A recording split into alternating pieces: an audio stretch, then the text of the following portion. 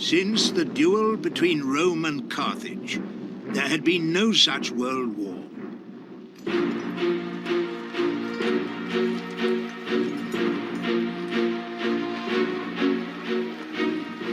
It involved all the civilized peoples. It extended to every part of the accessible globe.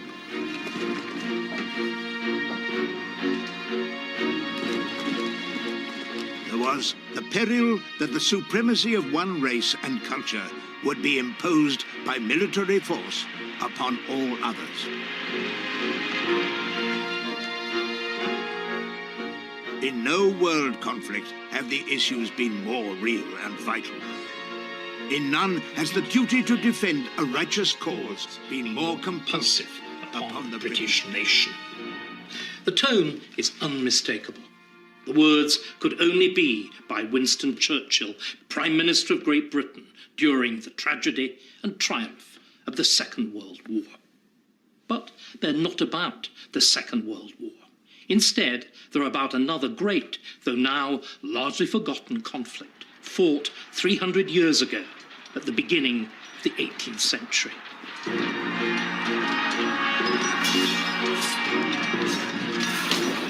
It was a war to save Europe from domination by Louis XIV's France, and it was the first truly global conflict of the modern age. The British were victorious in that war also. They were even led by another Churchill, Winston's great ancestor, John Churchill, Duke of Marlborough. But John Churchill was more than just Winston's ancestor. He was his inspiration, and he was his subject. For Winston spent the 10 crucial years before the Second World War researching and writing a massive biography of him. Marlborough, His Life and Times. It's almost impossible for us now to think of this as a serious activity for a great politician, because very clearly none of our politicians, none whatever, could possibly undertake such a task. They lack the ancestry, they lack the experience, they lack the appetite, and they lack the talent, and the most they can do is have their memoirs ghosted.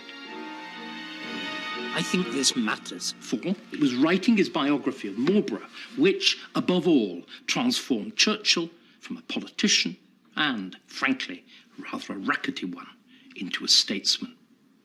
It sharpened his rhetoric, it clarified his ideas, and it prepared him for the immense intellectual task of leading the Allies to victory over Nazi tyranny. So this is a work of history, which changed history. It's a book about a great war leader, which helped make another, greater war leader in an even bigger, bloodier war.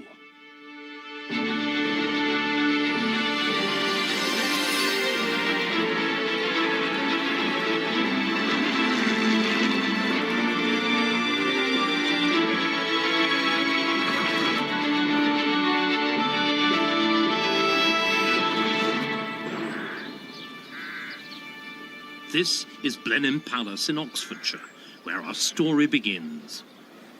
Winston Churchill was born in this room on the 30th of November, 1874. The baby was a typical product of English rank and American money. His mother, Jenny Jerome, was a New York heiress. His father, Lord Randolph Churchill there, was the third son of the 7th Duke of Marlborough. And this room is one of over 40 bedrooms at Blenheim Palace, which was designed and built for John Churchill, 1st Duke of Marlborough, and remains his family's seat to this present day. Winston never lived at Blenheim, but as the Duke's grandson, he was a frequent visitor. So we can imagine him as a small boy roaming these spectacular rooms. But Blenheim is more than just another stately home, however magnificent. Above all, is a building designed, inside and out, to tell a story. The story of war and victory. Inside, a glorious series of large tapestries, a sort of 18th century graphic novel, show in historically accurate detail how Marlborough fashioned his troops into the greatest fighting force in Europe, outmaneuvered and outfought Louis XIV, and turned the new nation of Britain into a superpower.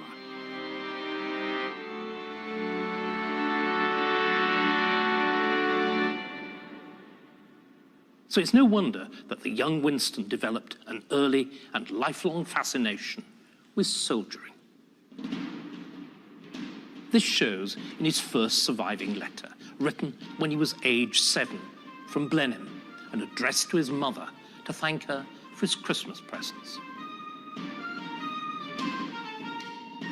My dear Mamma, I hope you're quite well.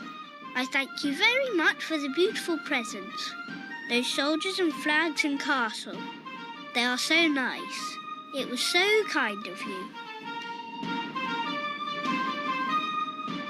At Harrow School, Winston was in the army class and then went on to Sandhurst, graduating as a cavalry officer in the Hussars. He was no toy soldier. He saw action in India, the Sudan, and South Africa. His experiences provided the material for another great passion and talent, writing. His dispatches as a war correspondent and several well-received books made him a public figure and helped get him elected to Parliament. While he sat in the Commons most of his life, Winston never stopped writing, producing a constant stream of articles and books. He even tried a motion picture screenplay. But the project closest to his heart, where the soldiering and the writing came together, was his biography of Britain's greatest general, his ancestor, the Duke of Marlborough. This is the Long Library at Blenheim, where Churchill came to research Marlborough's voluminous papers. The resulting book would take him almost 10 years to write. It would have 1 million words, and it would fill 4 huge, magnificently bound, heavily illustrated volumes. It's one of the most remarkable works of history ever written. And it is so because it's the work of someone who wielded power, the sword, as well as the pen.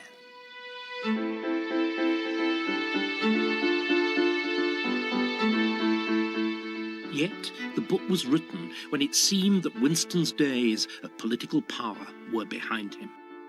In 1929, when he signed the contract to write the book, he'd just lost office after spending nearly 20 years in the cabinet, where he had been Home Secretary in a Liberal government and Chancellor of the Exchequer in a Conservative one. All through the 1930s, Winston languished on the backbenches.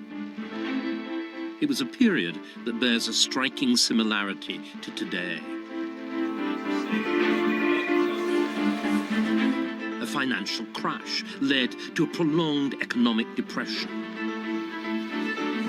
with which heavily indebted governments struggled to cope.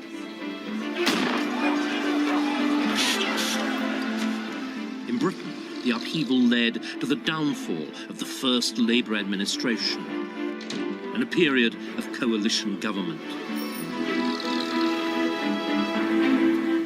In Germany, it led to the rise of fascism, and in Europe, to a seemingly inexorable drift towards another world war.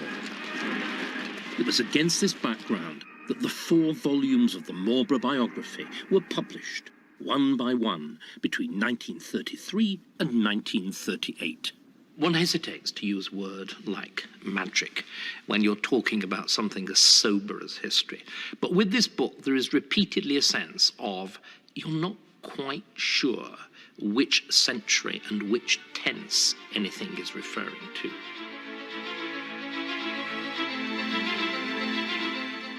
Marlborough is the great war leader who is not simply the great general, but the manager of a great international coalition. In exactly the same way, Churchill in the Second World War is going to be just that. Except, of course, Churchill is writing about Marlborough almost as though he were in the present, before Churchill himself has moved into that future. You see what I mean? It's as though Churchill has suddenly made the past a story that runs into the present and then into the future. Chartwell, Winston Churchill's house in the country. It was a considerable extravagance for a man with only a backbench MP's salary. Fortunately, Churchill was also the highest paid author of his day.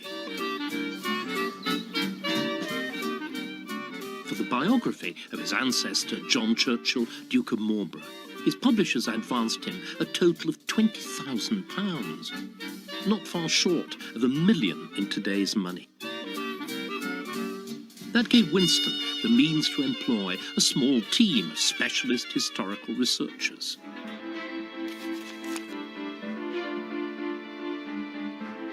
The Marlborough biography begins with a brilliant display of Winston's historical imagination. The man who built Blenheim Palace was the richest and most powerful aristocrat in Britain. But he was born plain John Churchill, the son of the man in this picture, an impoverished country gentleman. With his long hair and lace cravat, the first Sir Winston Churchill is the archetypical cavalier, a supporter of King Charles I in his war against the Roundheads of Parliament. When the Cavaliers lost the Civil War, King Charles lost his head, and Sir Winston lost his estates. Without the means to support his family, Winston the Cavalier was forced to move in with his mother-in-law, who had backed the other side in the Civil War and was as ardent a Roundhead as he was a royalist. In Chapter 1, Winston the historian fashions an unforgettable picture of the household, straitened in circumstances and bitterly divided in ideology and allegiance, into which John Churchill was born in 1650, when England was briefly a republic. The Lord forbid that politics should divide us. The Lord forbid. Hard must those years have been. A crowded brood in a lean and war-scarred house, between them and whose owner lay the fierce contentions of the times. Then Winston speculates, subtly and sensitively, about the effect of such an upbringing on the boy and his character. The two prevailing impressions which such experiences might arouse in the mind of a child would be, first, a hatred of poverty and dependence, and secondly, the need of hiding thoughts and feelings from those to whom their expression would be repugnant. That ability to keep his true feelings hidden would serve John well.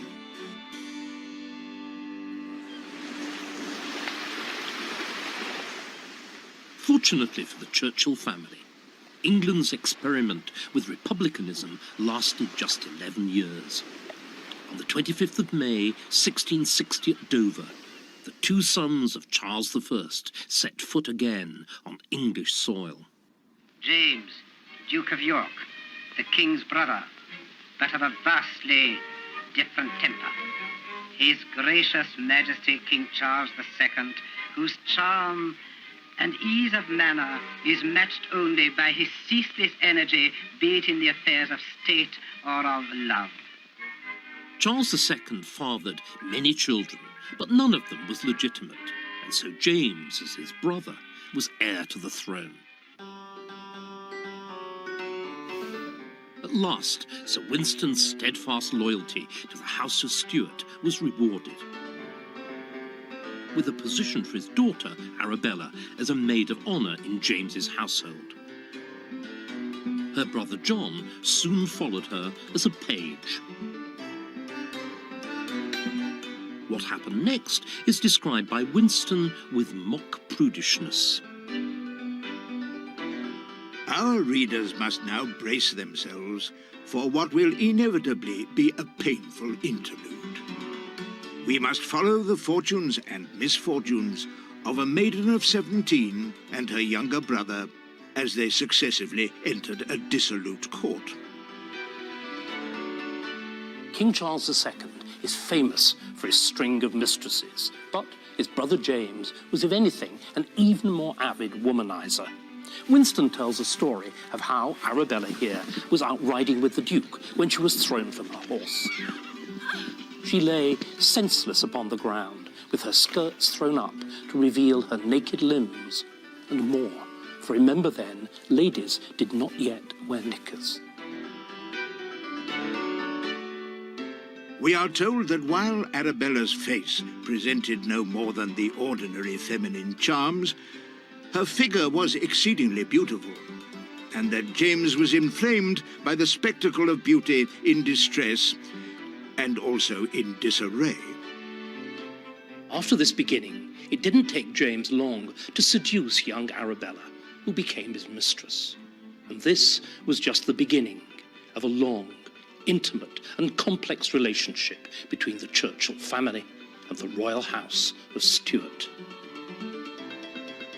Thanks to James's patronage, John Churchill was soon a rising young officer in the Guards, equally dashing under fire and at court.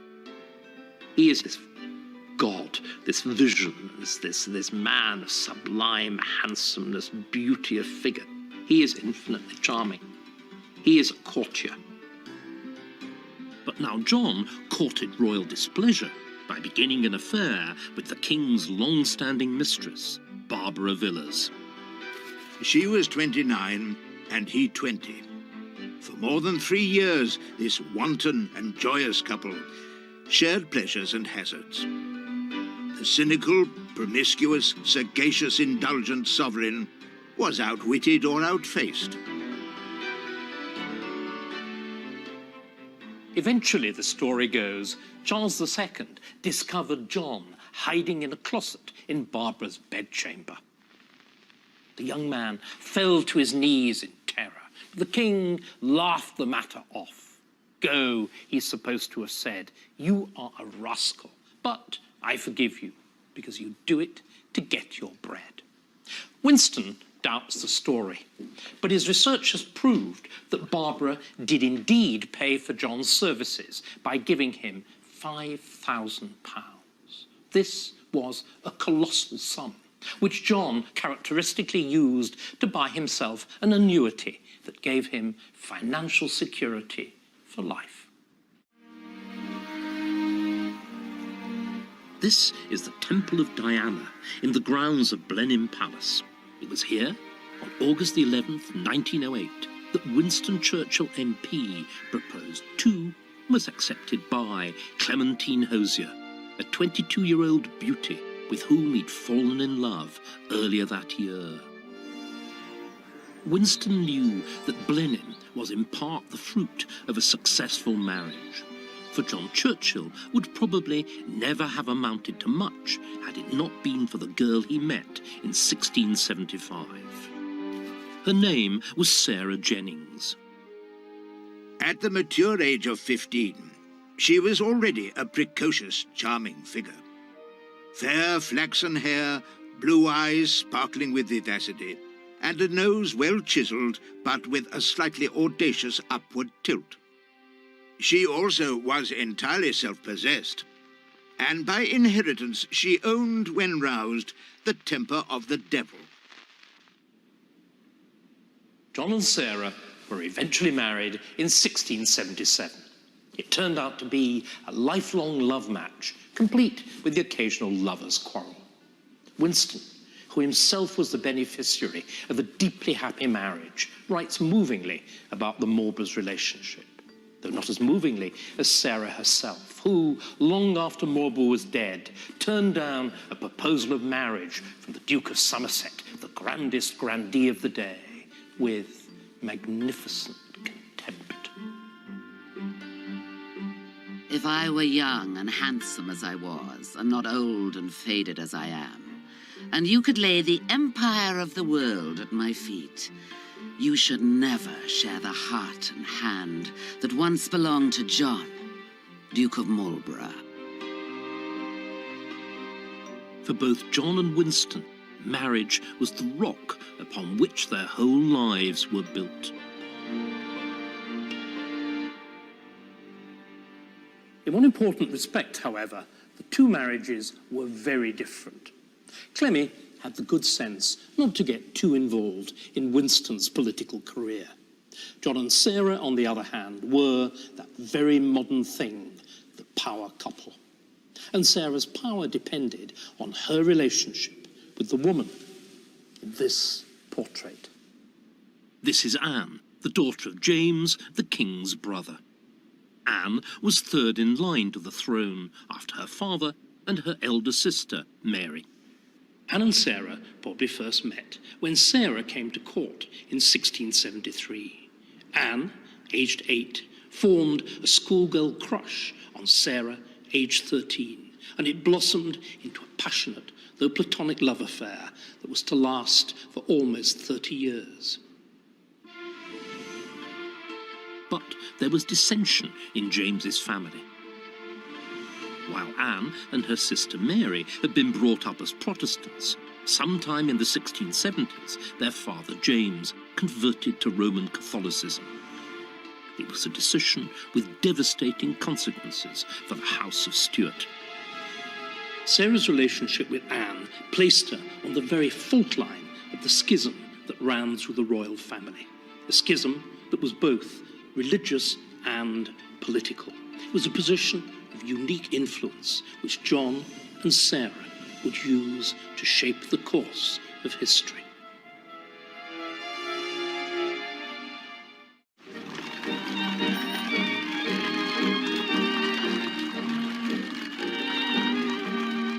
Germany, 1932. The government, reeling from the economic effects of the Depression, is under siege from right and left. Communists and followers of the National Socialist Workers' Party fight bloody battles of the street.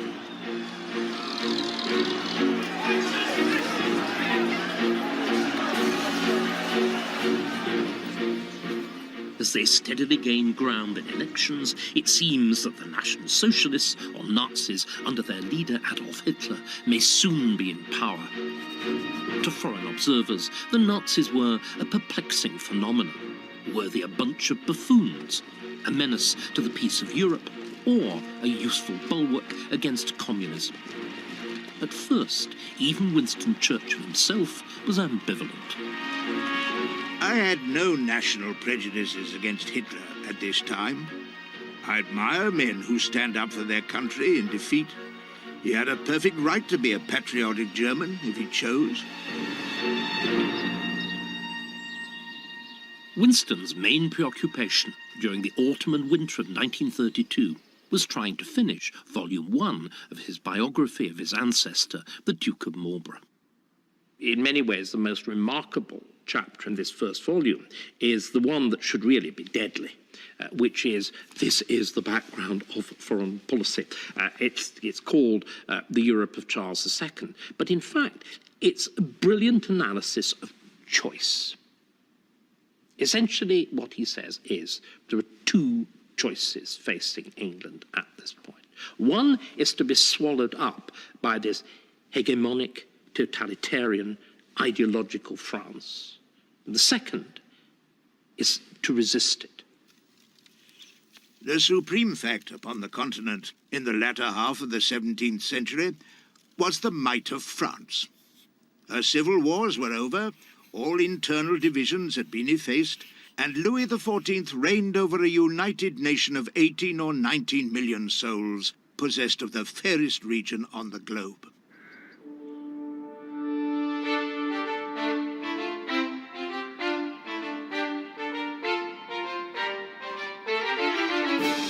The wealth and power of France was symbolized by Versailles, the great palace built by Louis XIV, a monarch who wielded absolute sway over his subjects and who was worshipped almost as a god the Sun King.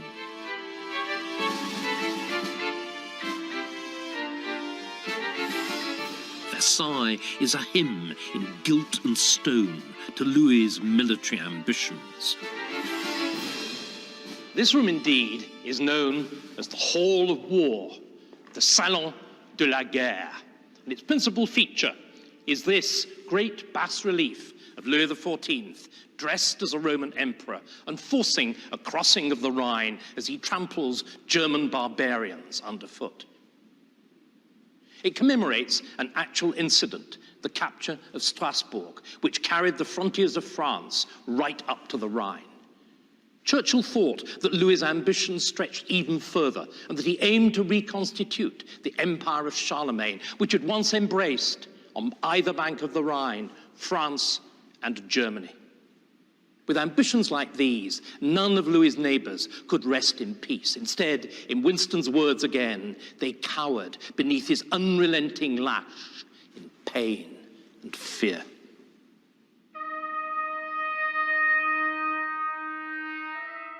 During the whole of his life, Louis XIV was the curse and pest of Europe. No worse enemy of human freedom has appeared in the trappings of polite civilization. Insatiable appetite, cold, calculating ruthlessness, monumental conceit, petty and mediocre in all except his lusts and power. The Sun King disturbed and harried mankind during more than 50 years of arrogant pomp. What I think is striking is Churchill's ability to, if you like, personalize ideology. He highlights Louis's colossal vanity, this sense of a king always strutting in front of a mirror, what we would call the cult of personality. Louis as the god of war, Louis as a Roman emperor. It's this image of war as vanity, as the supreme expression of the leader.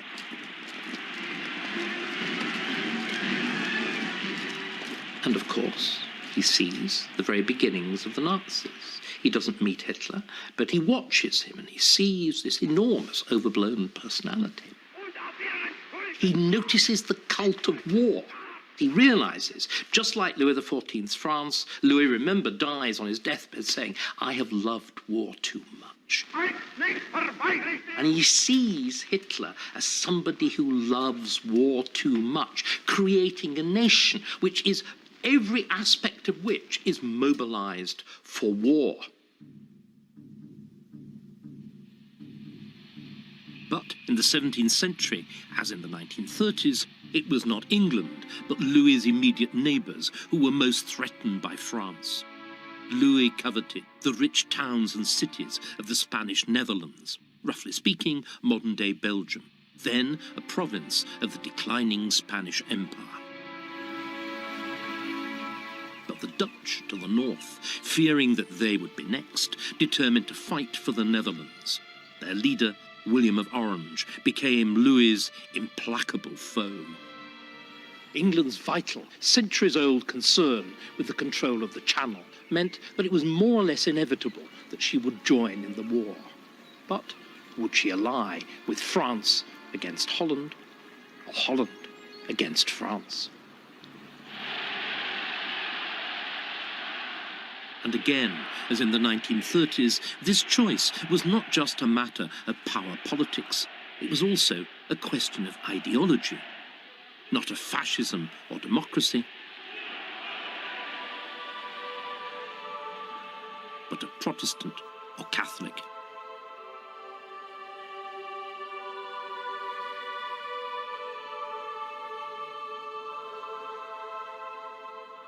Following the great 16th century schism in Western Christianity, known as the Reformation, both England and France had fought a civil war about religion, but with the opposite result. In England, Parliament and Protestantism had won.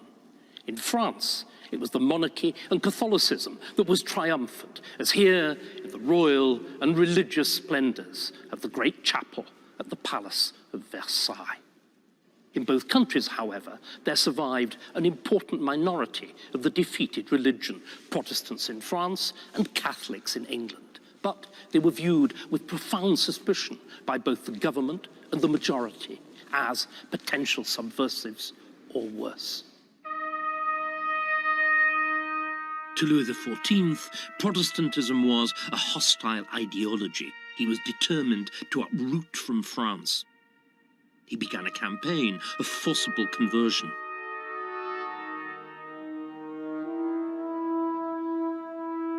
It climaxed in the revocation of the Edict of Nantes, an act which Louis had commemorated in this allegorical painting which hangs in Versailles. The edict, which was issued by Louis's grandfather, King Henry IV, had brought the terrible French wars of religion to an end by offering toleration to Protestants.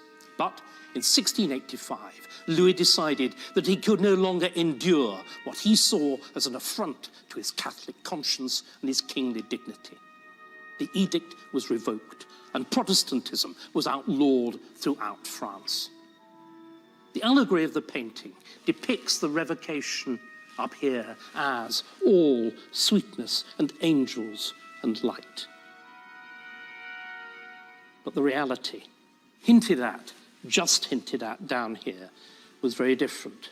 It was confiscation, extreme violence, imprisonment, exile, and even death. In short, what we might call religious cleansing.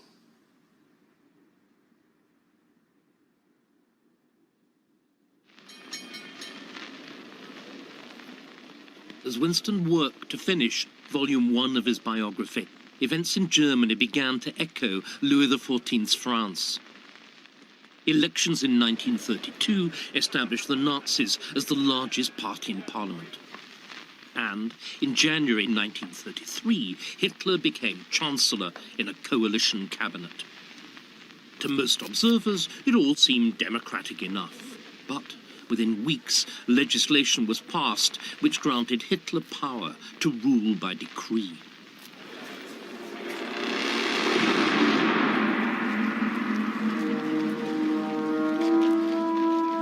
Soon after that, legal discrimination, persecution against Germany's Jewish citizens began. In Britain, criticism from both politicians and the press was muted, as no one wished to offend Germany.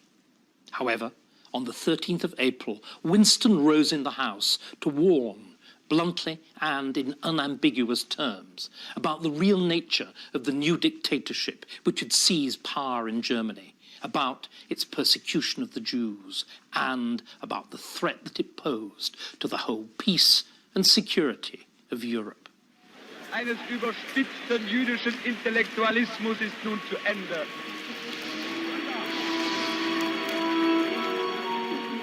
Churchill is astonishingly quick off the mark. And the reason is he's watched Louis XIV doing exactly the same thing.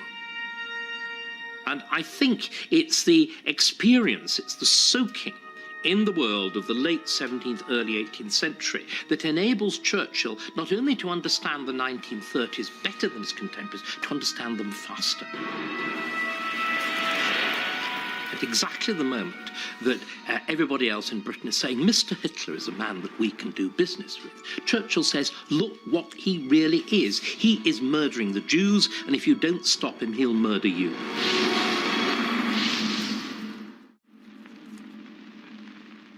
In January 1685, King Charles II of England suddenly fell ill. The king is dead. Long live the king. Long live the king. Charles was succeeded by his brother James. For John Churchill, the accession of his long-standing patron and friend could have been, should have been, the gateway to influence and wealth. But James was a Catholic, whilst John and Sarah, like James's daughter Anne, were sincere Protestants. And James was determined to coax, or if need be, coerce his realm back to her ancient allegiance to the Roman Church. Soon, John Churchill, the courtier, would have to choose between his king and his God.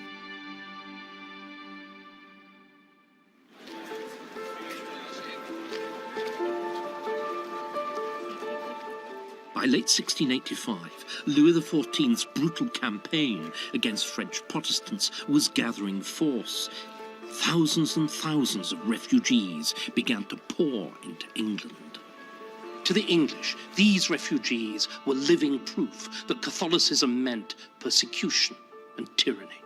James, so more and more of his subjects felt, was plotting to become an English Louis XIV and subvert the liberties and religion of his people. But though James was a Catholic, his heirs, his two surviving children from his first marriage, Mary and Anne, were both Protestants. The elder, Mary, was married to William of Orange, the military leader of the Dutch Republic. And so everyone knew that, when King James II died, England would once more have a Protestant queen, her consort, the leading opponent of French aggression. It was a comforting thought. But in June 1688, after 15 years of childless marriage, James's second wife, Queen Mary of Modena, gave birth to a healthy baby boy. This changed everything. James was no longer a Catholic aberration in an otherwise Protestant royal family. Instead, he was the founder of a new Catholic dynasty that might rule England forever. The thought, as Winston put it, was unendurable to Protestant England. The solution was to invent a lie, a noble lie in Plato's phrase. The baby prince, it was claimed, wasn't James's child at all. Instead, it was a changeling smuggled into the Queen's bed in a warming pan.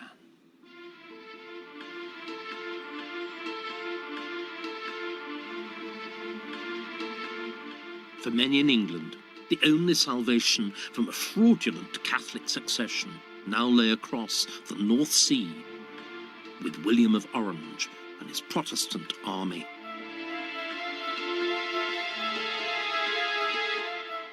In a coded message, 7 leading parliamentarians invited William to bring a Dutch army to England to defend the Protestant faith and assert his wife Mary's claim to the throne. As William weighed his options, a Mr. Sidney arrived with another letter. It was from John Churchill.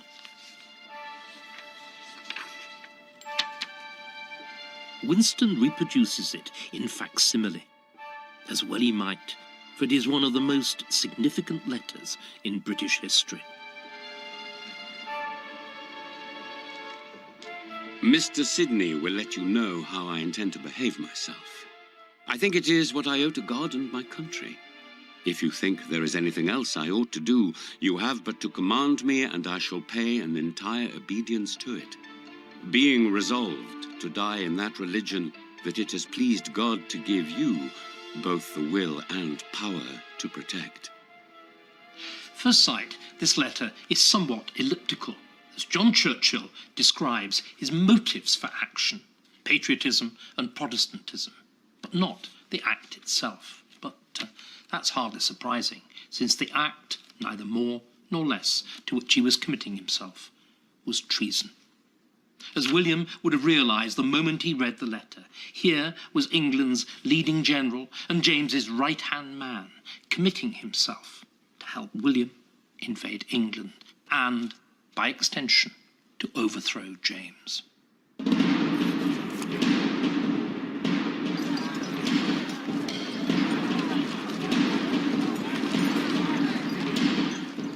On October the 15th, William embarked 15,000 troops in an armada of over 500 ships.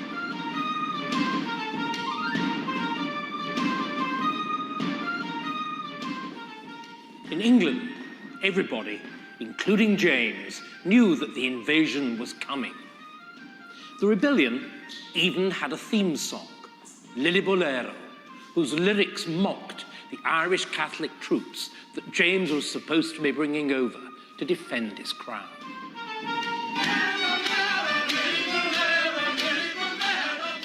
It was sung in taverns and street corners across the land.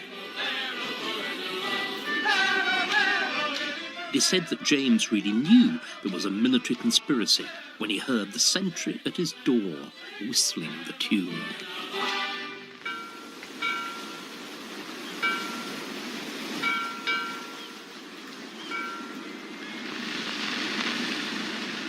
On the 5th of November, symbolic day, 1688, William landed at Torbay in Devon.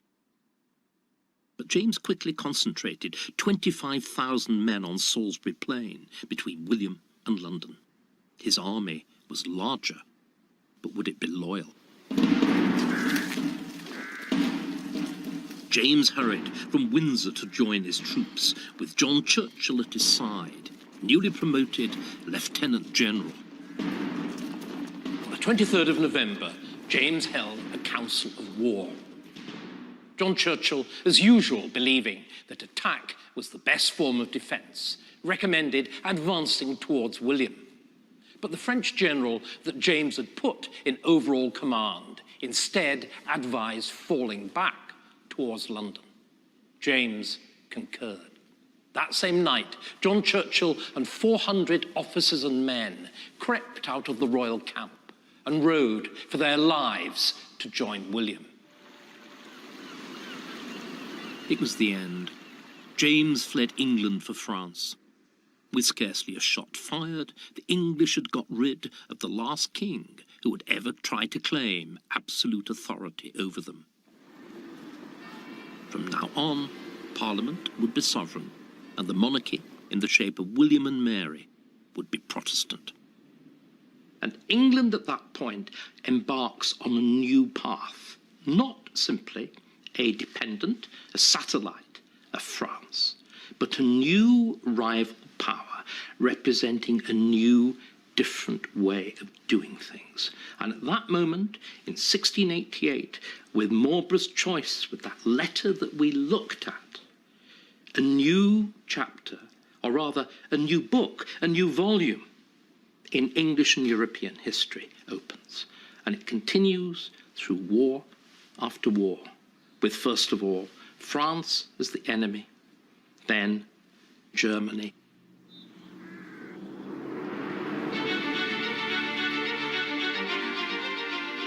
And that, of course, is what Churchill sees his own career about. It's what he's trying to remind people in 1932 and 1933 is at stake. Representative government, democracy, the legacy of 1688, his own ancestors' legacy. These are all at stake. And Churchill feels that it will be his destiny to take up Marlborough's sword to defend them.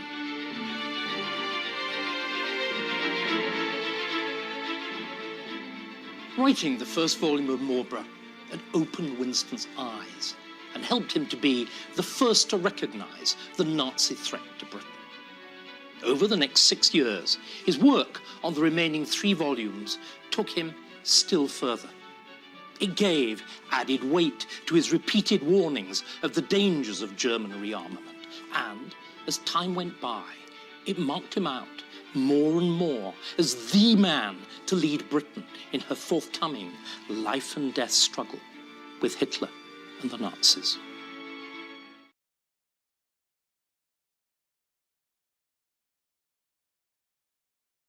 In September 1932, the distinguished British historian is spending a few days in the city. He's Winston Churchill, MP, one-time cabinet minister, but now just a backbencher. So this is not an official trip, but nor was Winston simply a tourist. He was here to carry out field research for the book that he was writing, his biography of his great ancestor, John Churchill, Duke of Marlborough, whose most important victory over the French had taken place at Blenheim, some 40 miles from the city. What happened next is one of the great what-ifs of history. Ich wollt. Was willst du denn? In 1932, Germany was in turmoil. destabilized by the Great Depression. Ich hätte nicht viel zu tun. Ich legte vormittags ein Ei, nachmittags wär ich frei. Ich lockte auf der Welt. There were 4 million unemployed, and a new political party, the National Socialist Workers' Party, was making rapid electoral strides. Ich wäre dämlich, aber froh. Drum hab ich mir gedacht, ich wollte, ich wär ein Huhn. His leader, or Führer, as he liked to be known, Adolf Hitler, was clearly the coming man of German politics. At his hotel, Winston was introduced to one of Hitler's financial backers, a German-American art dealer with the memorable name of Putzi Hanfstegel. Putzi turned out to be good company. He was a great entertainer, and at that time a favorite of the Führer. He said that Herr Hitler came every day to the hotel at 5 o'clock, and would be very glad indeed to see me. I had no national prejudices against Hitler at this time. He had a perfect right to be a patriotic German, if he chose. And so Putzi arranged a meeting between Churchill and Hitler. But Hitler failed to turn up. Apparently, he didn't think it was worth the effort. What part does Churchill play? He asked Putzi. After all, he's in opposition, and nobody pays any attention to what he says. Hitler was right. To most people in 1932, Winston was a political has-been. But as the decade wore on, the British would start to listen to Winston once again. And part of the reason was the biography that he was researching here in Munich. So this is the story of how a book about John Churchill, the man who led Britain in a world war at the beginning of the 18th century, helped his descendant, Winston Churchill, become the man who led Britain in her 20th century struggle against Hitler and the Nazis.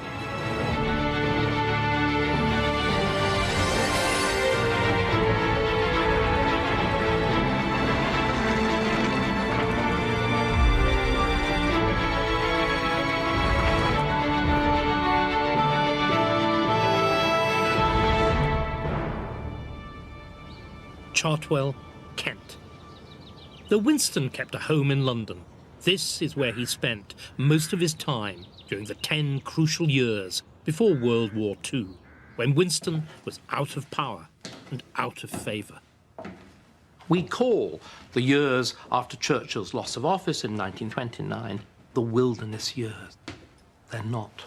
They're the most fertile of his entire career, being out of office, doing history, rather than messing around with everyday details of policy and civil servants and political negotiations. It transforms him. It turns him from the mere politician into a statesman and a prophet. And it seems to me that the Marlborough book is the central instrument of this transformation. This is Churchill's bedroom. It's one of the smallest and most plainly furnished rooms in the house, with his bed here, a very undistinguished 1920s bedstead. But despite the plainness of the room, this was the heart of that extraordinary industrial word factory that was Chartwell, presided over by the great wordsmith himself, Churchill, often here in this bed, dictating. And around him, of course, are the emblems, the things that matter really in his life. The head, his father, Lord Randolph, and his mother, Jenny Jerome, the New York heiress. And then, at the foot, visible directly to Churchill sitting there, is this splendid engraving of his great ancestor and the subject of his best biography, John Churchill, Duke of Marlborough. But, despite the simplicity of this room, Churchill was, or at least lived like, he wasn't actually, but he lived like a rich man. Few people in the 1930s had an ensuite bathroom, but Churchill did, and famously dictated to mildly shocked secretaries whilst he wallowed here.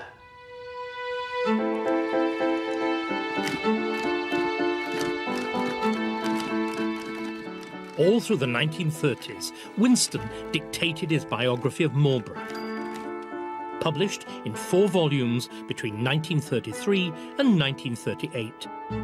and serialised to a wide readership in the Sunday Times.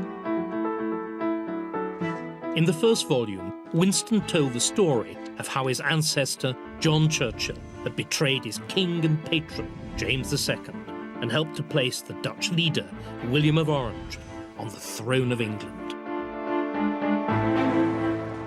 It was an act which set Britain on a new path towards parliamentary government and eventually democracy. But it also committed her to a 20-year ideological struggle with the greatest military power of the day, Louis XIV's France. For 30 years, Louis XIV had waged continual war against his neighbours, forever seeking to push outward the frontiers of France. But in researching Volume 1, Winston has seen at first hand the rise of a new dictator to menace Europe. The first thing that Winston does when he's in Germany on that research trip is to look at those boys marching, to look at them in their uniforms, to look at that peculiar light in their eyes. He realises, just like Louis XIV's France, Hitler is creating a nation, every aspect of which is mobilised for war.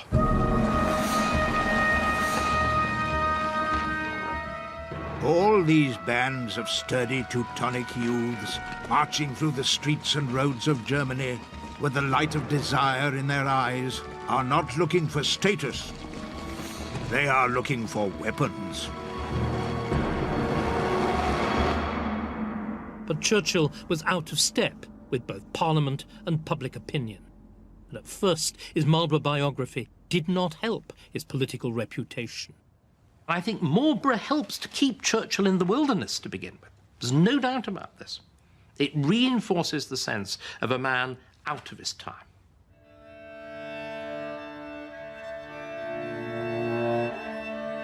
Who cares about funny, old-fashioned Mr. Churchill and his boring analyses of Marlborough's campaigns?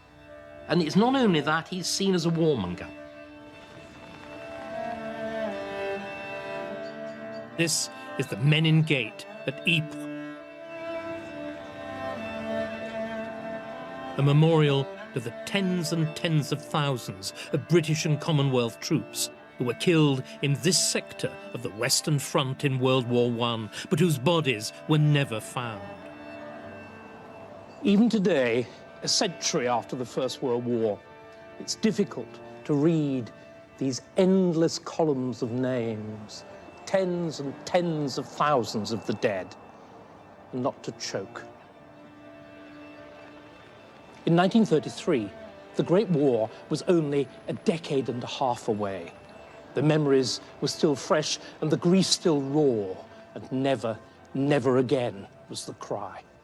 So in 1930s Britain, pacifism was pretty much universal. Everybody, from the royal family to the wildest fringes of the left, was convinced we must never fight another European war. We must disarm. There must be peace. Peace in spite of every provocation. Peace at almost any price. There was a single major exception. Winston, alone amongst the leading politicians, was reading, writing, thinking, predicting war. As England's leading soldier, John Churchill had helped to put William of Orange on the throne of England. But while William wanted English troops for his war against Louis XIV, he was determined to keep the high command in exclusively Dutch hands. William's war aim was to stop Louis from swallowing up the territories that lay between Holland and France, mostly the possessions of the tottering Spanish Empire. But William was a better politician and diplomat than he was a general. Under his command, the war dragged out year after year in an inconclusive series of sieges. The one man who could have helped him, John Churchill, was kept from the field. The war ended in 1697 with the peace treaty of Ryswick. In the treaty, Louis recognised William as King of England and promised not to interfere with the Protestant succession.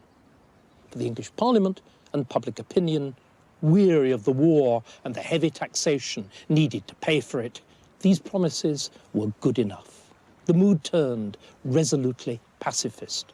The army was disbanded, and England turned her back on Europe.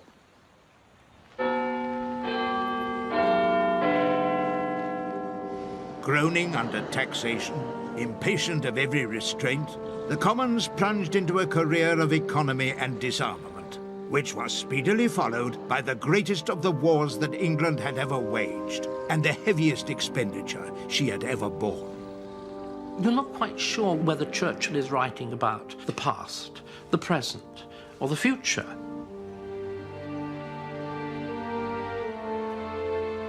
When he's talking about the reaction in England, the Treaty of Ryswick, he talks about pacifism, he talks about a detachment from Europe, he talks about war weariness.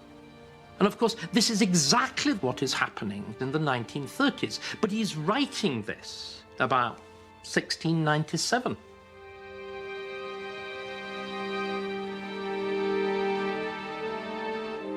This phase has often recurred in our history.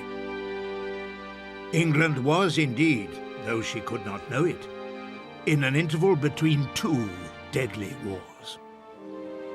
It's Churchill's genius that he sees these big patterns. Because the point that he's making is, when you disarm for very good motives, to stop war, you make war a certainty. In the wars against Louis XIV, the Treaty of Ryswick proved to be not a peace, but merely a truce.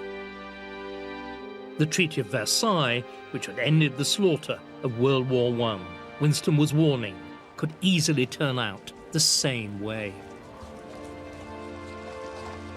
For Germany was now ruled by Hitler and was arming fast.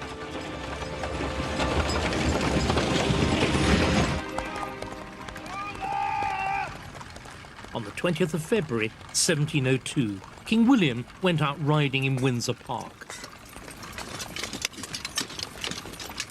His horse Sorrel stumbled on a molehill.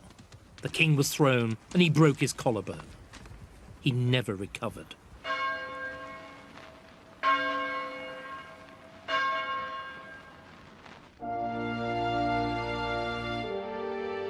He was succeeded by his sister-in-law Anne, the daughter of the deposed James II, the last monarch of the House of Stuart, and the bosom friend of John's wife Sarah.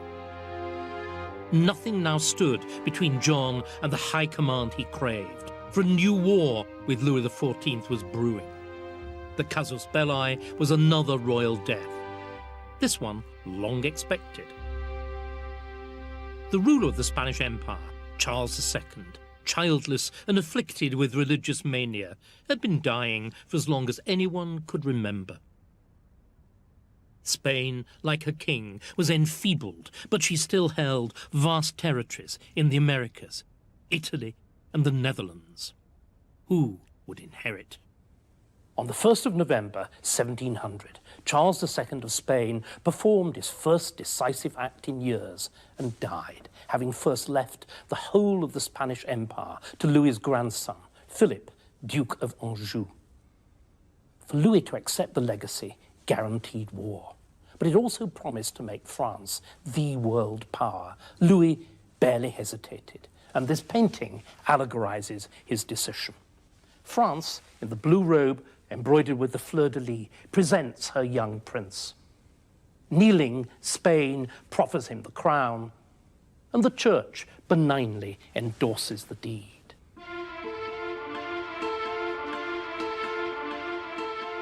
But there was nothing benign about French domination of Europe. A grand alliance was quickly formed to dispute Charles II's will in an epic struggle known to history as the War of the Spanish Succession. On the 4th of May, 1702, the Dutch Republic The Holy Roman Empire and Anne, Queen of England, simultaneously declared war upon Louis XIV. Louis scoffed. "I must be getting old if women now make war upon me." Indeed, the Sun King was now stronger than ever. In every element of strategy by sea or land, as well as in the extent of territory and population, Louis was twice as strong at the beginning of the War of the Spanish Succession as he had been at the Peace of Ryswick. The scale of the new war was turned by the genius of one man. One single will outweighed all these fearful inequalities and built a structure of surpassing success under the leadership of England. Marlborough was now, at Queen Anne's insistence, Commander-in-Chief of the Allied forces. But more than half his troops were Dutch, and that meant Dutch politicians had a virtual veto over how the war would be conducted.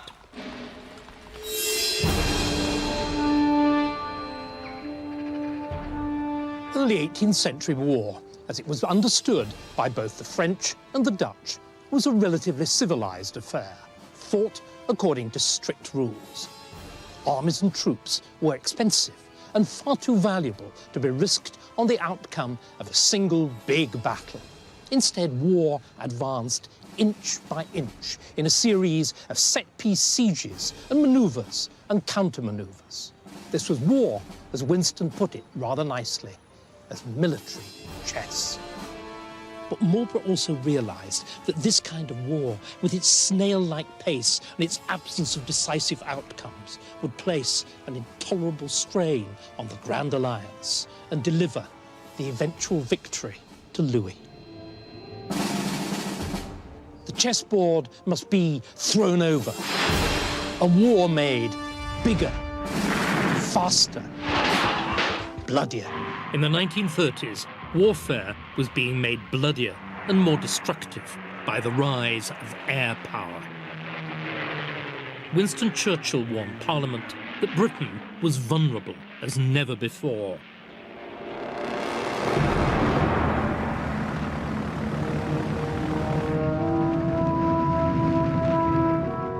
This cursed hellish development of war from the air has revolutionized our position. Germany is arming fast, and no one is going to stop her. Not to have an adequate air force in the present state of the world is to compromise the foundations of national freedom and independence. But Stanley Baldwin's national government was still pursuing the politically popular policy of peace through disarmament. There are a million good reasons why you should support the national government. I will never stand for a policy of great armaments. And I give you my word, and I think you can trust me by now. Nevertheless, in 1934, Winston extracted from Baldwin a pledge in the House of Commons that the RAF would keep pace with Hitler's Luftwaffe. It was the first small victory in the campaign Winston waged over the next 5 years to force the government to modernise the RAF. A campaign which would have momentous consequences for Britain and for Churchill. This is the latest type of single-seater fighter, and as you can see, a monoplane. That she's going to be a great asset to the RAF is pretty obvious. All the while, from the word factory at Chartwell came more volumes in the ever-expanding biography of the Duke of Marlborough. Suddenly, you can see the crossover. It's roughly between the publication of volumes 2 and 3, in which Churchill's warnings start to be heeded. As the storm gathers and as the thunderclaps get closer and closer, people, as it were, I think, start reading Marlborough differently. It becomes clear that he is the only serious politician of the front rank who's thought about war, who's contemplated what has to be done in war.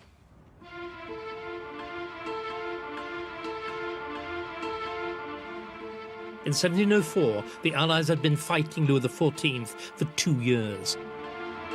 But it was a war of sieges, there'd not been a single decisive battle. And political support for the war and for Marlborough was waning in England. Now came a crisis that threatened the whole alliance. Louis bribed the ruler of Bavaria, the Elector Max Emmanuel, to switch sides and ally with France. That gave Louis control of the Danube Valley.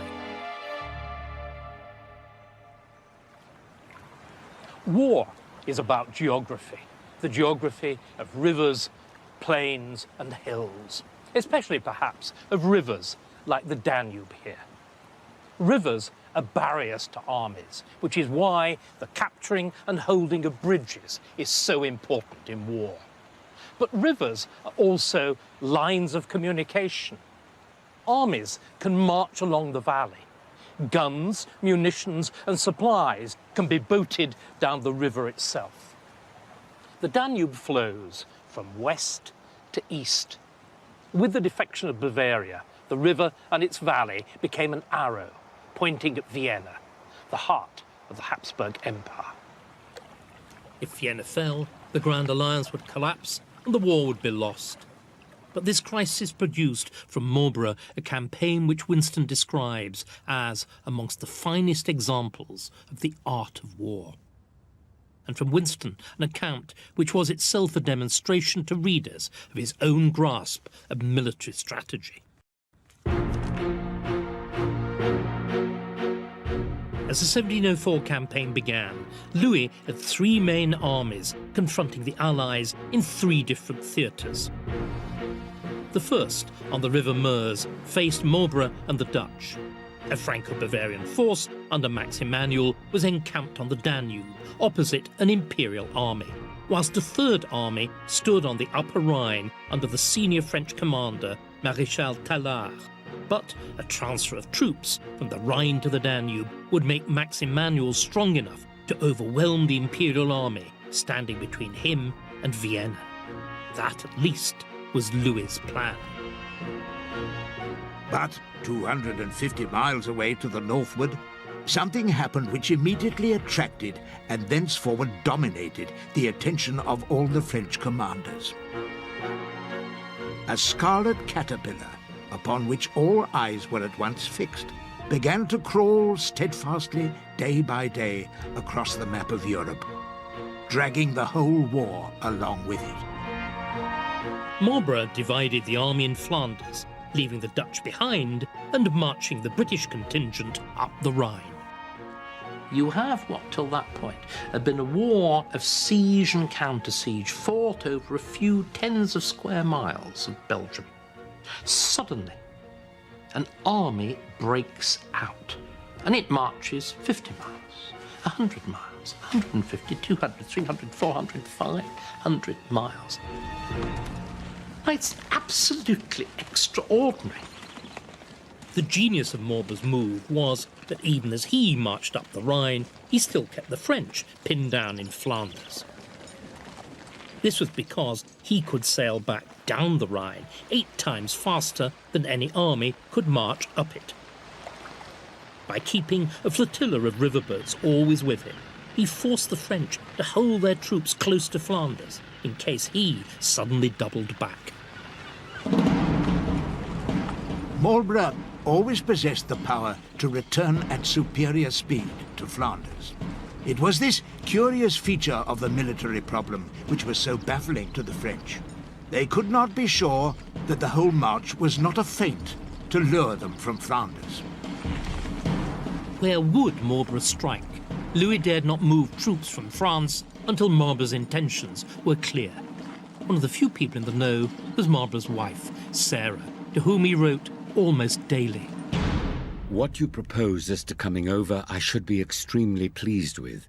But you will see by my last letter that what you desire is impossible. For I am going up into Germany, where it would be impossible for you to follow me. But love me as you do now, and no hurt can come to me.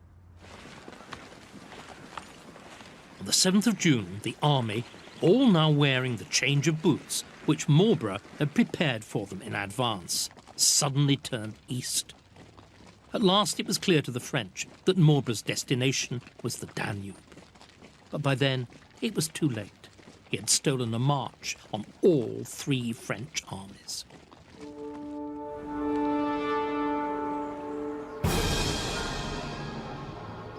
The combined Allied army now outnumbered Maximanuel's and quickly seized the town of Donauwörth with its vital bridge over the Danube. Marlborough was master of Bavaria. But would Maximanuel recognize reality and come over to the Allies? Secret negotiations were opened, but the Elector knew that French reinforcements were on the way, and he played for time. To try to force his hand, Marlborough ordered his troops to devastate the countryside, burning the neat towns and villages of Bavaria. Years later, Marlborough bought a set of tapestries called The Art of War. 2 of them, on either side of me here, show with surprising frankness the kind of atrocities which his army, on his orders, was inflicting in Bavaria. It was an act which, as Winston put it, is gloomy for his record.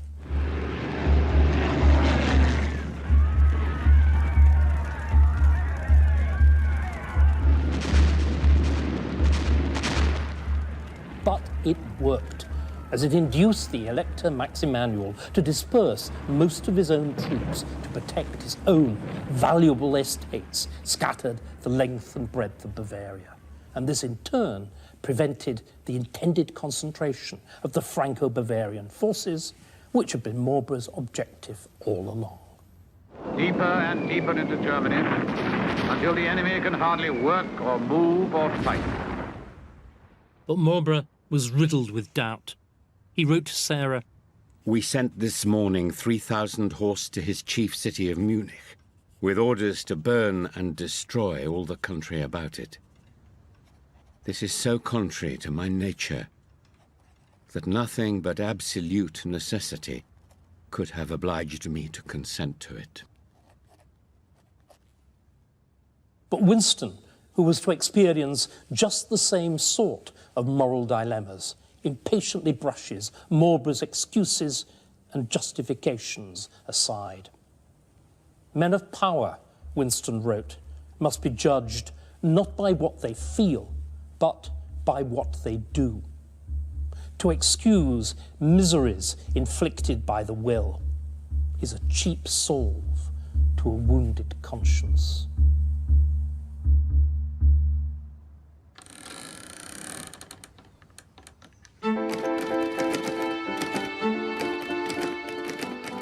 Winston's account of Marlborough's Bavarian campaign was published in October 1934 in Volume 2 of his biography of his ancestor. In one sense, of course, the book is a kind of testimonial, and Churchill uses it as that. I mean, he makes sure absolutely everybody gets presentation copies. When you look at this book, you look at the handsomeness. I mean, it's very lavish. It's a book that is made to be given, and he gave it. Among those who received a copy was the leader of the government, Stanley Baldwin. I am once again beholden to your generosity, and have turned out 2 or 3 small volumes to make way for the Marlborough. There is much in it I particularly enjoyed. Those pages contrasting the responsibilities of the Commander-in-Chief through the ages with his function today are illuminating as a searchlight. Baldwin, like many others, was growing to value Churchill's military experience. In 1935, responding to the suggestion that Winston be brought back into the cabinet, he wrote prophetically, I feel we should not give him a post at this stage. Anything he undertakes, he puts his heart and soul into.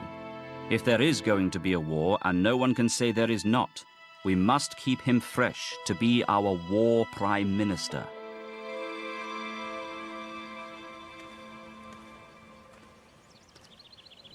The climax of Volume 2 is the battle that took place here on August the 13th, 1704. By the beginning of the month, it looked as if Marlborough's great march to the Danube had achieved little. Maximanuel had remained loyal to Louis XIV, and now reinforcements under Maréchal Tallard had arrived. The Franco-Bavarian army of 60,000 now outnumbered the Allies with 56,000. In England, Marlborough's political opponents were furious that the Queen's troops had been taken to a new and remote theatre of war without parliamentary authority. The imperial commander, Prince Eugene of Savoy, wrote to the Emperor about the English general. To draw a true picture of Marlborough, here is a man of high quality, courageous, extremely well disposed, and with keen desire to achieve something, all the more as he would be ruined in England should he return empty-handed. At dawn on the 13th of August, the French and Bavarians were camped on the north bank of the Danube, close to the village of Blenheim. Maréchal Tallard was convinced that Marlborough now had no alternative but to abandon Bavaria, retreating back along its supply lines. However, as the mists of dawn rose, the sleepy French saw Allied troops deploying before them. But there was no alarm in the French command. They believed that this must be a screen to cover Marlborough's inevitable retreat. It never entered into their minds that they might be attacked themselves. In this warfare of marches and counter-marches, battles were so rare that if reasonable precautions were taken, they might almost be ruled out.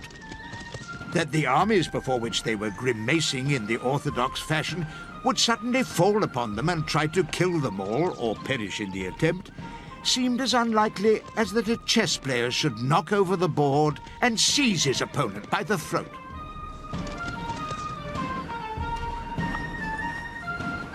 But Marlborough had great confidence in his troops, especially his infantry, for he had trained them himself in new, more aggressive tactics.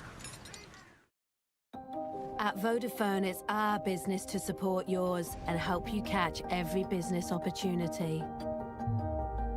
We maximize office efficiency with cloud solutions. Join up mobile and fixed lines so you can work productively on the go. And deliver a smoother sales process with our business broadband. Search Vodafone Business to discover how we're so much more than mobile. The world's most beautiful ship. The world's most beautiful day ahead. The world's most beautiful splash. The world's most beautiful relaxation. The world's most beautiful destinations. The world's most beautiful flavors. The world's most beautiful shows. The world's most beautiful cruise.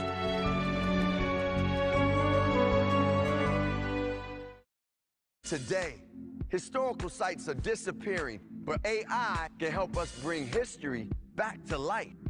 To recreate historical sites, we had to stitch hundreds of pictures one by one. With Microsoft AI, we are able to stitch hundreds of thousands of pictures in one night. I need to make it possible because it's so important to do it. With artificial intelligence, you can go in, you can experience it. Here, I'm standing in the footsteps of giants. From this ridge and a church tower down there, Eugene and Marlborough surveyed the lie of the land and decided on their dispositions on the eve of the battle of Blenheim. And here, 230 years later, Winston came to research the site of his ancestors' great victory. He was deeply moved as he repeopled the scene with ghostly but glittering armies, and decided that he could interpret it for the first time.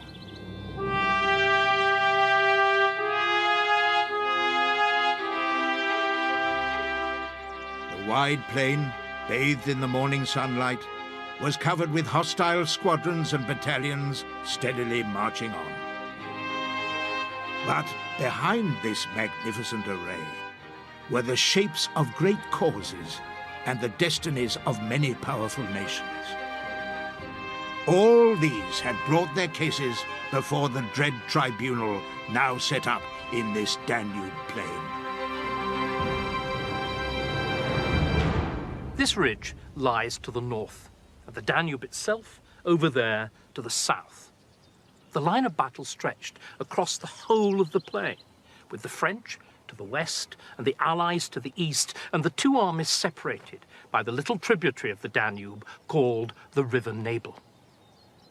The French position was anchored in two fortified villages, Lutzingen over there in the foothills of the ridge, and right at the other end of the line, 4 miles away, Blenheim itself over there on the banks of the Danube.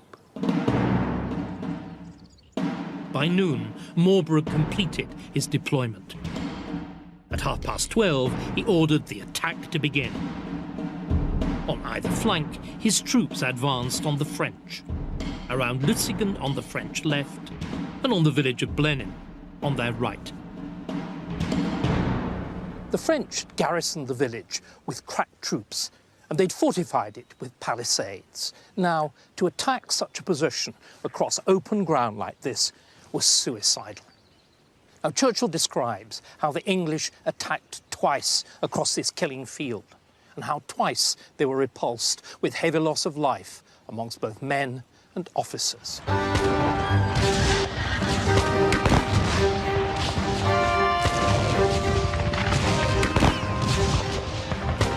But the French commander, under this furious assault, panicked, and he summoned in more and more reserves from the centre into the village, until finally 12,000 French troops were crammed in, packed too close together to engage the enemy, but unable to escape because they were hemmed in between the English and the Danube. Marlborough had achieved his objective. The French reinforcement of their right had weakened their centre and stripped the cavalry of most of its infantry support. Allied cavalry, meanwhile, was slowly crossing the Nebel. The French horse tried to push them back, but were beaten off by concentrated fire from Marlborough's infantry. Upon the 2-mile front, from Blenheim to Oberglau, Marlborough had now nearly 80 squadrons against 50 or 60, and 23 infantry battalions against only 9 French. There is a grand simplicity in 2 or 3 to 1 at the decisive point. To procure it, there lies the secret. Marlborough now walked his cavalry forward. Again the French charged, and again they were beaten off.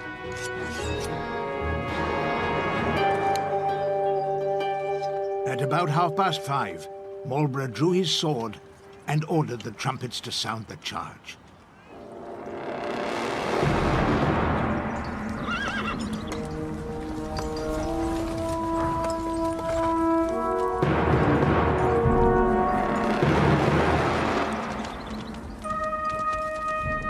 Now, for the first time, the whole body of the Allied cavalry broke into a trot and, sword in hand, rode forward on all who barred their path.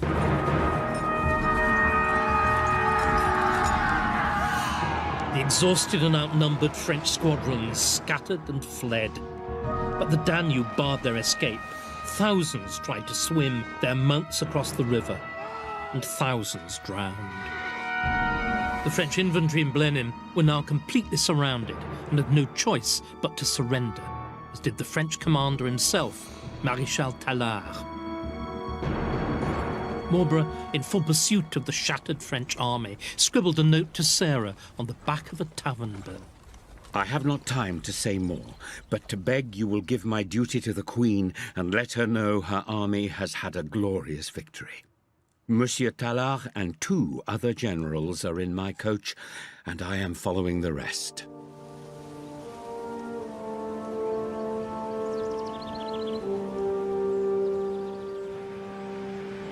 For the first time in a generation of war, an entire French field army had been destroyed.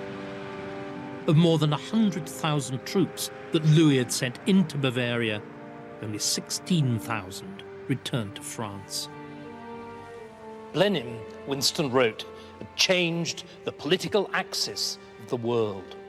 Hitherto, it had seemed that France was destined to dominate Europe, with Italy, Spain, the Empire, Holland and England all becoming mere satellites, dutifully orbiting round the Sun King.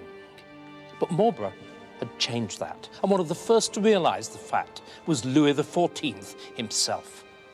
As soon as he understood what had happened on the banks of the Danube, his sole objective became to extricate himself from the war with the frontiers of France intact. The relentless, onward expansion of his kingdom had been stopped, and the man who'd halted it was Marlborough.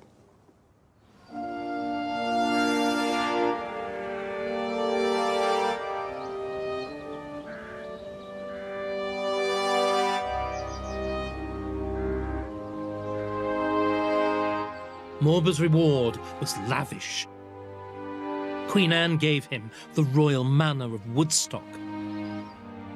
Parliament voted him £250,000 to build a monument to his victory, Blenheim Palace. Everywhere you look, there are images of Marlborough's great enemy, Louis XIV, King of France. There are portraits and portrait busts like this. And in the woodwork, there are carved the emblems of France, the fleur-de-lis and the sunflower of the Sun King. It's almost as though Marlborough hadn't just captured the flags of France. He'd also seized and made his own the very emblems of the French monarchy. But it would take 8 more campaigns and 2 more volumes to finally end the World War against France. Winston published the last one in October 1938, just as Britain was making its final desperate attempt to appease Hitler and avoid a world war with Germany. Down the bright, straight road towards a new understanding in Europe. And so at Hitler's Munich headquarters, the agreement that has made the biggest headlines since the armistice. Let no man criticize the bargain that the statesmen of Britain and France have struck. There will be peace. It's the greatest diplomatic triumph of modern times. In reality, the Munich Agreement was, as Churchill said in the House of Commons, a total and unmitigated defeat. Within months, it was clear that the attempt to buy off Hitler by territorial concessions at the expense of Czechoslovakia had failed, and that nothing would stop the Nazis except force. The pressure to bring Winston back into government was now all but irresistible. And when war finally came a year later, he was immediately appointed to the War Cabinet. 8 months after that, Winston Churchill, historian of war, was Britain's wartime Prime Minister. By then, the British Army was once more preparing to fight in Flanders, on ground where their countrymen had been shedding their blood for centuries. This almost featureless, waterlogged, blood-soaked land is where Marlborough fought all his battles and sieges, with one decisive exception, in a decade of warfare. It's also the same ground over which Edward III, Henry V, and Henry VIII had fought before him, and where, after him, the Duke of Wellington and the Tommies of the First World War would wage their grim campaigns. So it's easy to see why almost all of Winston's contemporaries were filled with a sense of disgust at the centuries and countless lives of apparent futility and waste. But Winston, almost alone, was clear-headed enough to see the underlying intellectual issue, that though times change, geography and the strategic imperatives that it creates do not. And he would continue to draw on the example of Marlborough as he strove to prevent the Second World War degenerating into a slaughter like the First.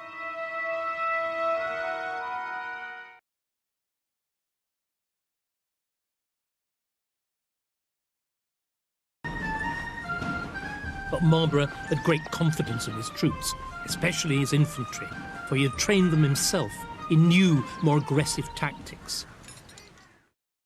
Here, I'm standing in the footsteps of giants.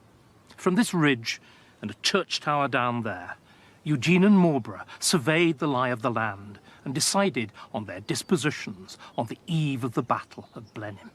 And here, 230 years later, Winston came to research the site of his ancestors' great victory.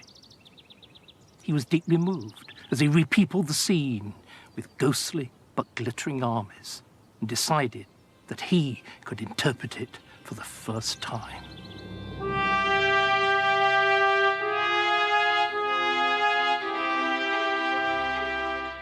The wide plain, bathed in the morning sunlight, was covered with hostile squadrons and battalions steadily marching on.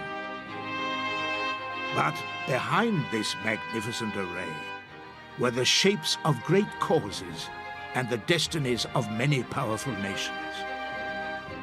All these had brought their cases before the dread tribunal now set up in this Danube plain. This ridge lies to the north, and the Danube itself over there to the south. The line of battle stretched across the whole of the plain, with the French to the west and the Allies to the east, and the two armies separated by the little tributary of the Danube called the River Nebel.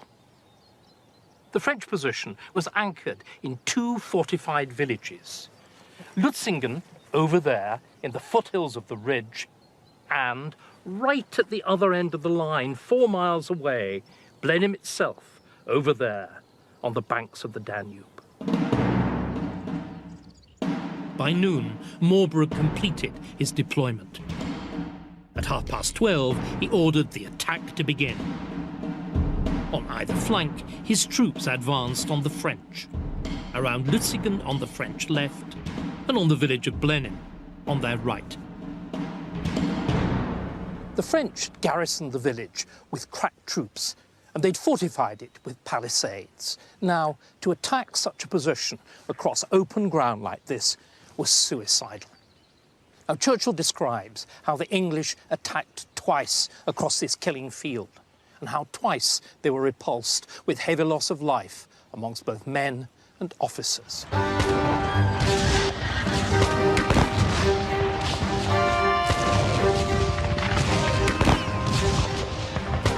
But the French commander, under this furious assault, panicked, and he summoned in more and more reserves from the centre into the village, until finally 12,000 French troops were crammed in, packed too close together to engage the enemy, but unable to escape because they were hemmed in between the English and the Danube. Marlborough had achieved his objective. The French reinforcement of their right had weakened their centre and stripped the cavalry of most of its infantry support. Allied cavalry, meanwhile, was slowly crossing the Nebel. The French horse tried to push them back, but were beaten off by concentrated fire from Marlborough's infantry. Upon the 2-mile front, from Blenheim to Oberglau, Marlborough had now nearly 80 squadrons against 50 or 60, and 23 infantry battalions against only 9 French. There is a grand simplicity in 2 or 3 to 1 at the decisive point. To procure it, there lies the secret. Marlborough now walked his cavalry forward. Again the French charged, and again they were beaten off.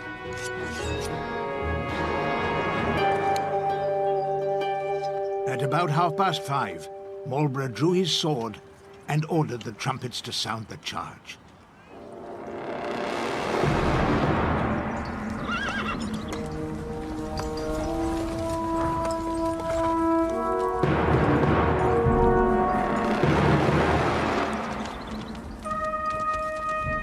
Now, for the first time, the whole body of the Allied cavalry broke into a trot and, sword in hand, rode forward on all who barred their path.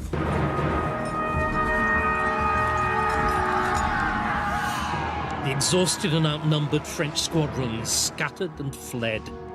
But the Danube barred their escape. Thousands tried to swim their mounts across the river, and thousands drowned.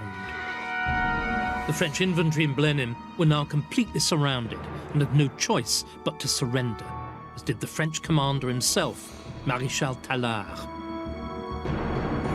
Marlborough, in full pursuit of the shattered French army, scribbled a note to Sarah on the back of a tavern bill.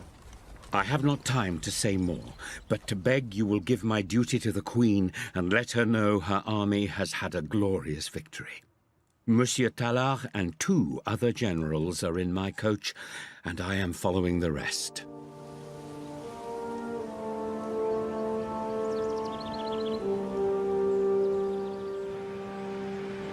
For the first time in a generation of war, an entire French field army had been destroyed. Of more than 100,000 troops that Louis had sent into Bavaria, only 16,000 returned to France. Blenheim, Winston wrote, had changed the political axis of the world. Hitherto, it had seemed that France was destined to dominate Europe, with Italy, Spain, the Empire, Holland and England all becoming mere satellites, dutifully orbiting round the Sun King. But Marlborough had changed that, and one of the first to realise the fact was Louis XIV himself. As soon as he understood what had happened on the banks of the Danube, his sole objective became to extricate himself from the war with the frontiers of France intact. The relentless, onward expansion of his kingdom had been stopped, and the man who'd halted it was Marlborough.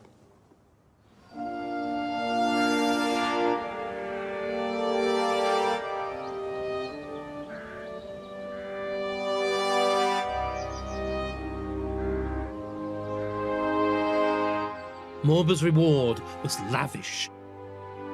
Queen Anne gave him the royal manor of Woodstock. Parliament voted him £250,000 to build a monument to his victory, Blenheim Palace.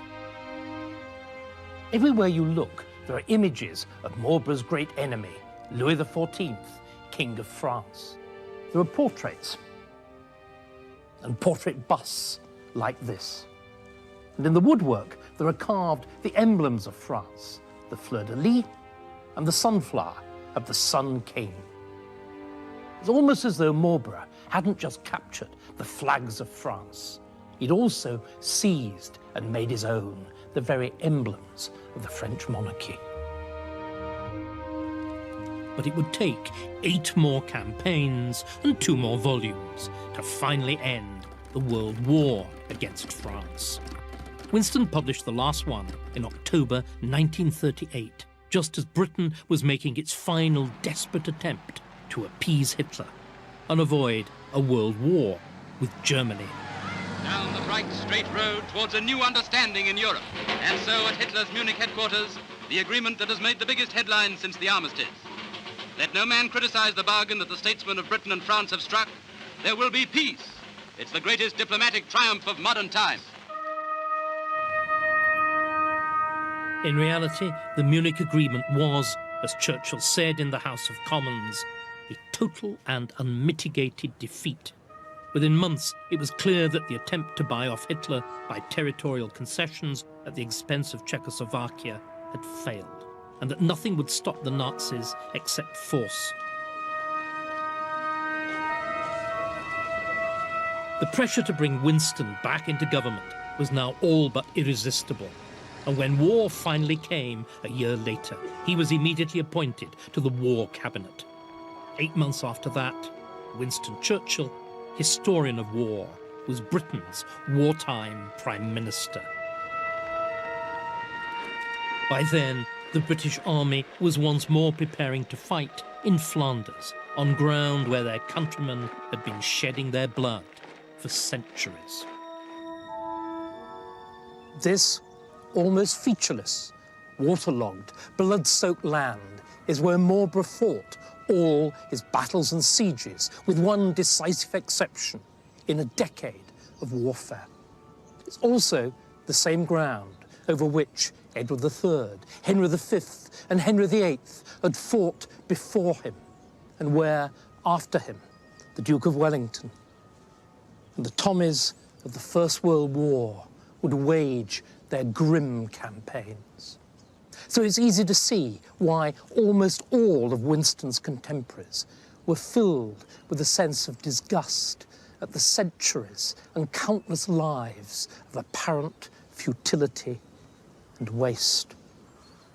But Winston, almost alone, was clear-headed enough to see the underlying intellectual issue, that, though times change, geography and the strategic imperatives that it creates do not.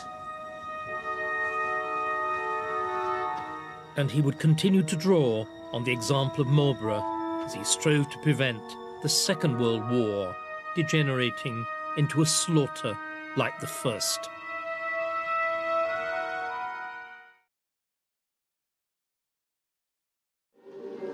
The British Cabinet's new underground home has just been completed, and after 10 years in the political wilderness, Winston Churchill is back at the Cabinet table as First Lord of the Admiralty, the same post that he'd held in the First World War.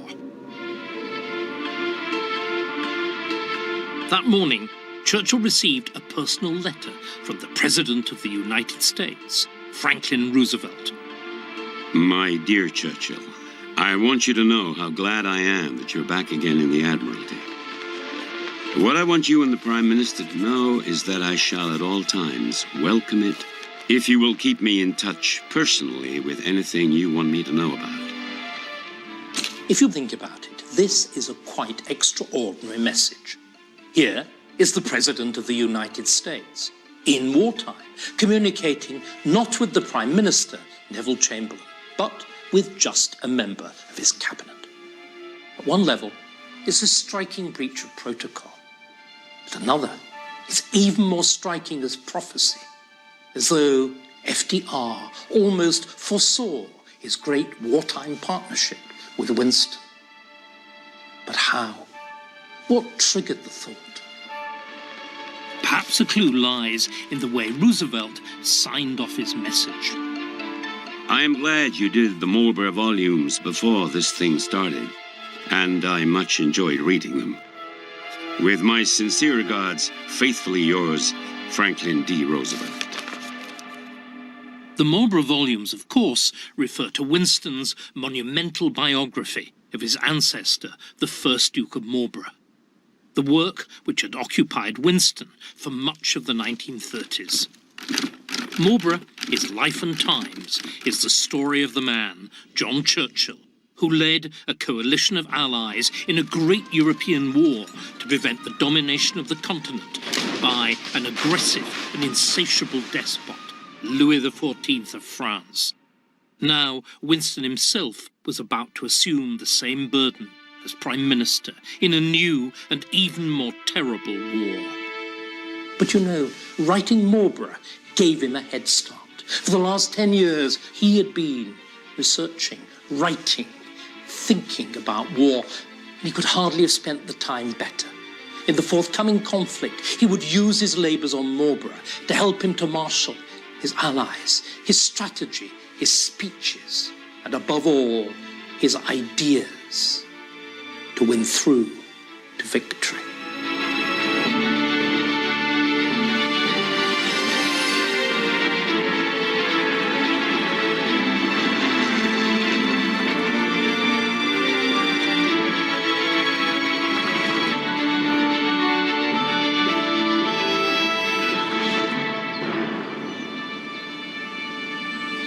On the 10th of May, 1940, after 8 months of phony war, the storm broke.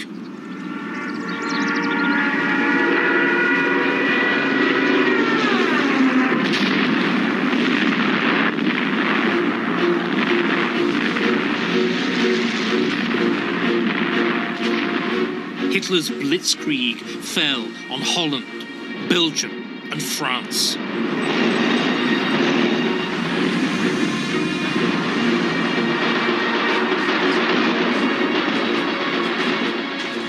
In London, on the same day, Neville Chamberlain finally resigned as Prime Minister.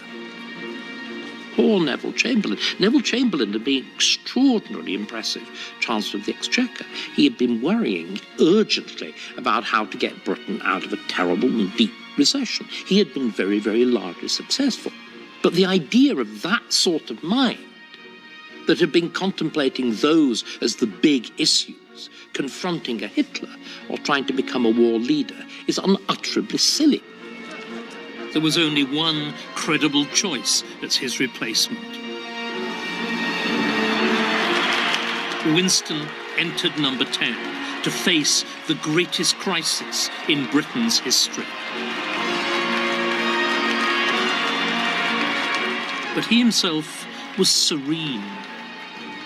I felt as if I were walking with destiny, and that all my past life had been but a preparation for this hour and for this trial.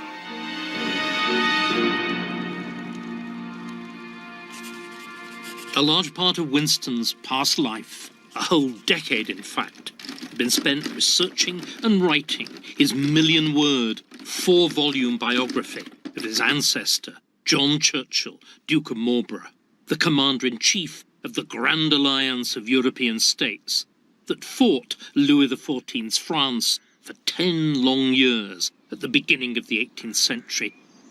It was Marlborough's stunning victory at the Battle of Blenheim that had turned the tide of that war. His reward was Blenheim Palace, the biggest performance-related bonus in British history, where Winston himself had been born. So this seems to me to be one of the reasons that Churchill seems so astonishingly prepared in those early days of his premiership. Because, of course, for the whole of the 1930s, he's been contemplating an earlier war, another vast extended European conflict, which bears an astonishing overall resemblance to what was going to happen in 1939-45. And the reason that Churchill's able to act so decisively is that he knew what once had been done, and therefore perhaps what should be done. On the 13th of May 1940, Winston Churchill addressed the Commons for the first time as Prime Minister. His speech electrified the House and the nation. I would say to the House, as I said to those who have joined the government, I have nothing to offer but blood, toil, tears, and sweat. You ask, what is our aim? I can answer in one word: victory. Victory at all costs. Victory in spite of all terror. Victory, however long and hard the road may be. For without victory, there is no survival. Let that be realized. Because they were so memorable and so effective, Churchill's speeches have tended to obscure his other achievements as war leader. For Churchill had to act too. As Prime Minister and Secretary of Defence, it was he who, often in haste and virtually alone, had to take the decisions that would determine the whole course of the war. And, as it happened, he had to take one of the most crucial decisions of all within days of becoming Prime Minister. Behind the lines, the French army remains in constant readiness for a war of movement. Winston had seen at first hand the way that French troops had fought heroically in the First World War, and he had great confidence in their ability to resist Hitler's invasion. But as the German panzers sliced across France, it was soon clear that something had gone very badly wrong with the French army.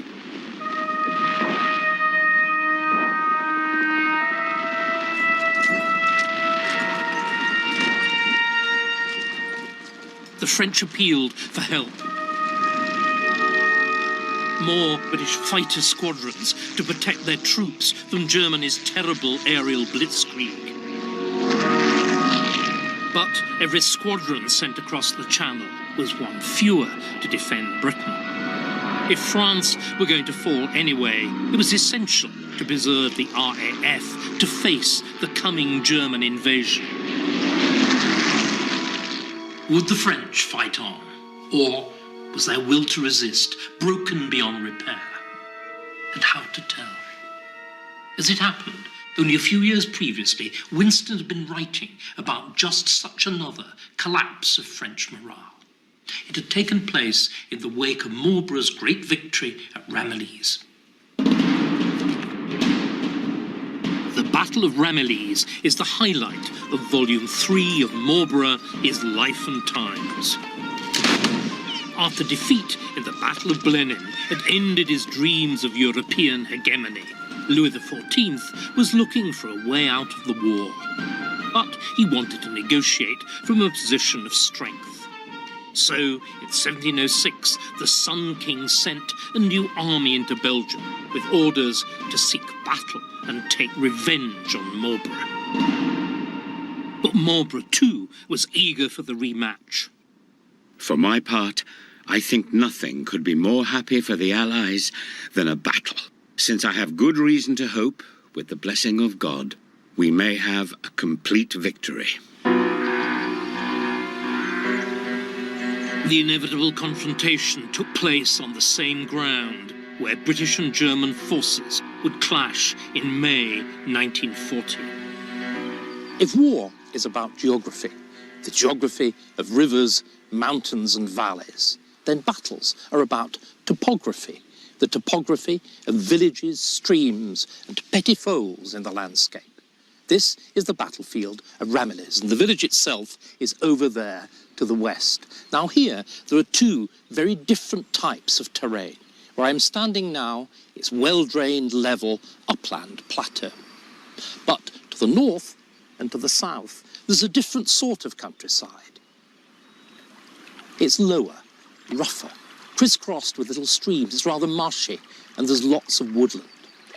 Now, this kind of topography is ideal cavalry country. The lower, rougher countryside is not. Marlborough had been here before, and he knew this countryside well.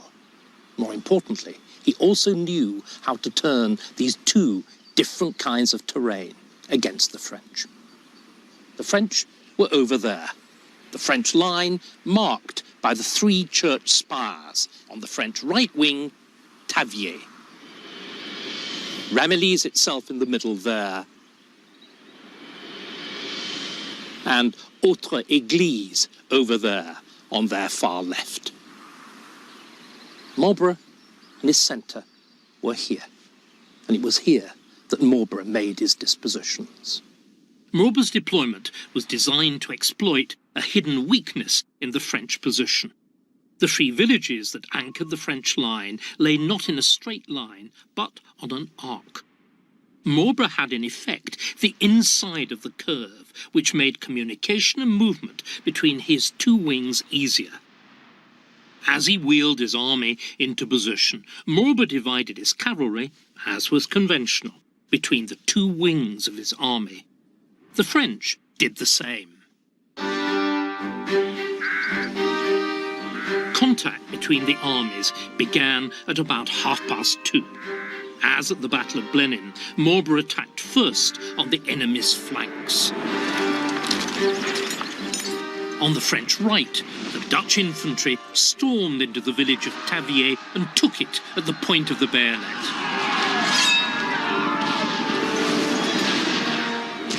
On the French left, Marlborough threw the whole of the British infantry across the marshy ground towards the village of Autre Église. Alarmed by these attacks, Marshal Villeroy drew infantry from the crucial part of his line that linked Tavier to Ramillies. But the infantry advance on Autre Église was a feint.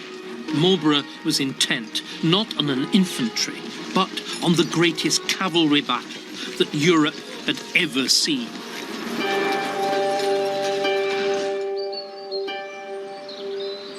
A battle portrayed at Marlborough House, the London residence built by John Churchill's wife, Sarah. Its sober exterior cannot match the magnificence of Blenheim Palace. But the interior is another matter. This is magnificent, and like Sarah's heart, it swells with pride at her husband's achievement. The decorations centre on a remarkable series of wall paintings depicting Marlborough's greatest victories. The paintings on this staircase are devoted to the Battle of Ramillies. In the middle of this panel, which is the main painting, we can see the Duke of Marlborough himself.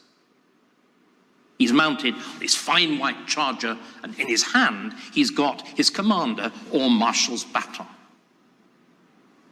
Then, if we look over here to the far right, those horsemen in their plain buff uniforms, they're the Dutch cavalry. And Marlborough's given them the order to cross from the right wing, right over behind his own lines, to the left wing. This, in Churchill's words, is the simple yet superb manoeuvre to which the preliminaries had led. This move, hidden from the French by a fold in the ground, concentrated Marlborough's cavalry where they could attack the French line, whilst half of Villeroy's squadrons remained on ground where they couldn't easily fight. Nearly 25,000 horsemen were brought into collision hand to hand, charging and counter-charging with varying fortune for 2 hours. Marlborough, who led from the front, was in the thick of it, and he cheated death on 2 occasions. The first was when his horse threw him, and Marlborough, general though he was, had to run for his life from the terrible sabres of the French cavalry. The second occasion is shown here, at the bottom right, in the foreground. Colonel Bingfield, Marlborough's equerry, brought up another horse. That's the black one, saddled but without a rider there. But just as Marlborough was throwing his leg over the saddle, a cannonball passed directly beneath his knee and took off poor Bingfield's head. And this is Bingfield lying dead at the horse's feet, though perhaps fortunately the artist has toned down the terrible details of his injury to a simple wound on his forehead. Wave after wave of horsemen, each trooper seeking with his sharp sword to slay his foe, were hurled with mob violence one upon another. Here, numbers told.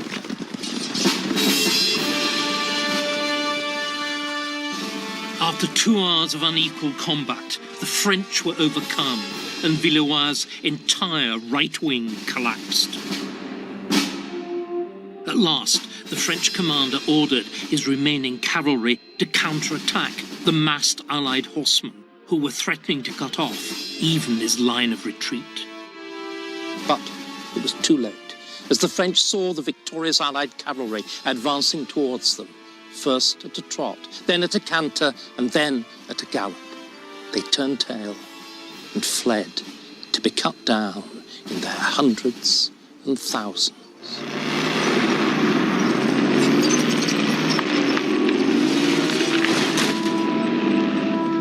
In May 1940, the French had more and better tanks than the Germans. But, just as with their cavalry at Ramillies, they were spread out too thinly along the front. Whereas the Germans, like Marlborough, concentrated their armour in a single deadly thrust.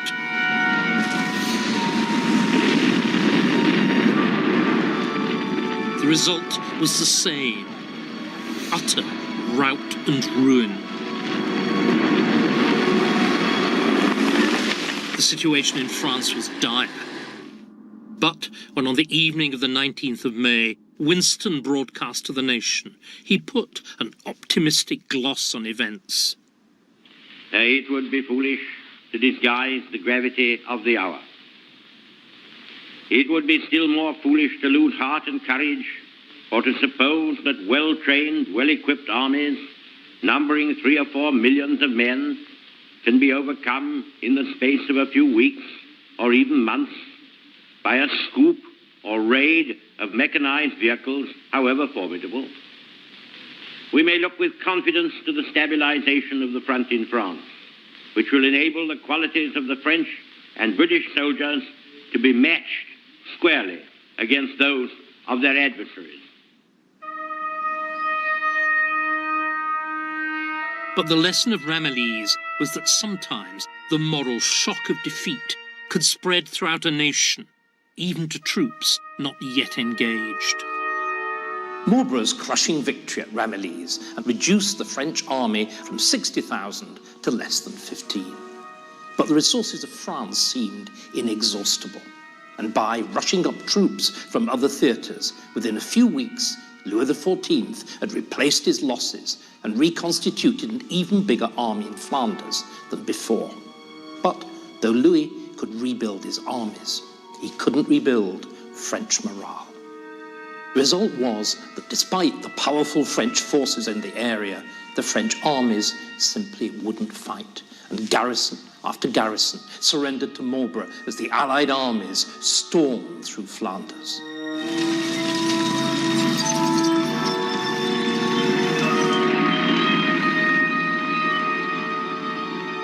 Immediately after his broadcast to the nation, Winston met with the commanding officer of Bomber Command to discuss a question of crucial importance to the whole future course of the war.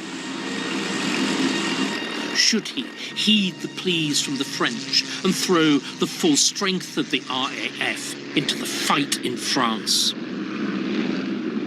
At about midnight, Churchill dictated a memorandum which ordered that, whatever the need in France, no more RAF squadrons were to leave Britain. In other words, France was to be abandoned. The decision flew in the face of the rousing broadcast that Churchill had just made. But, unlike the broadcast, it recognised the facts, that, with the French on the run, nothing could be done. They had to be left to their own devices to enable Britain to save itself and the war. It was a bitter truth. Was it his briefing by Bomber Command, or his memories of the aftermath of the Ramillies campaign that enabled Winston to confront it?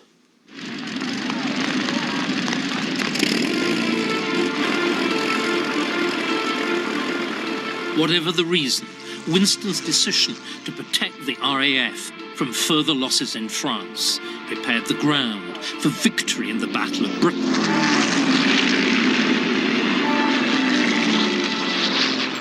And ensured national survival. But once the immediate threat of invasion was lifted, the question remained: how to do more than survive? How to win the war? Winston Churchill knew that Britain alone could not defeat Hitler's Third Reich. Like his ancestor, the Duke of Marlborough, he would have to forge a grand alliance against tyranny. That meant drawing the United States of America and her president into the war. Yes, we are determined to keep out of war. And, here again, Winston's biography of his ancestor played an important part. Marlborough not only reached across the centuries to help Winston in his conduct of war and politics, it also reached right across the Atlantic to help cement relations with Franklin Delano Roosevelt, the American president who was to be Winston's great ally in the struggle for freedom. And the book reposes in a place of honor, here in Roosevelt's study. Winston had first sought a connection with Roosevelt long before the war began, when America was struggling to overcome the Depression. The great emergency of modern times. And Hitler was still consolidating his hold on Germany. Roosevelt had become American president in 1933. The first volume of Marlborough was published on the 6th of October in the same year. On the 8th, only 2 days later, Winston dedicated this copy to Roosevelt. To Franklin D. Roosevelt, he inscribed, from Winston S. Churchill, with earnest wishes for the success of the greatest crusade of modern times. Was this greatest crusade, Roosevelt's New Deal? Or was it Churchill's campaign against Nazi Germany, which he'd launched in earnest that same autumn? Or both? At any rate, Churchill already envisaged that it would be a partnership. The partnership came into full flower with their first face-to-face meeting of the war in August 1941 at Placentia Bay, Newfoundland. America, still theoretically neutral, was already giving active aid in the Battle of the Atlantic. Now, Roosevelt went further, ordering the US Navy to attack any U-boats it spotted, wherever they were. Privately, he told Winston that he sought an incident which would provoke American public opinion and justify him in opening hostilities. But, in the event, it was Hitler who was provoked. On that memorable day, to be exact, on the morning of Sunday, December 8th, squadrons of Nippon bombers speed toward Hawaii. In December 1941, Japan bombed Pearl Harbor and started a war in the Pacific.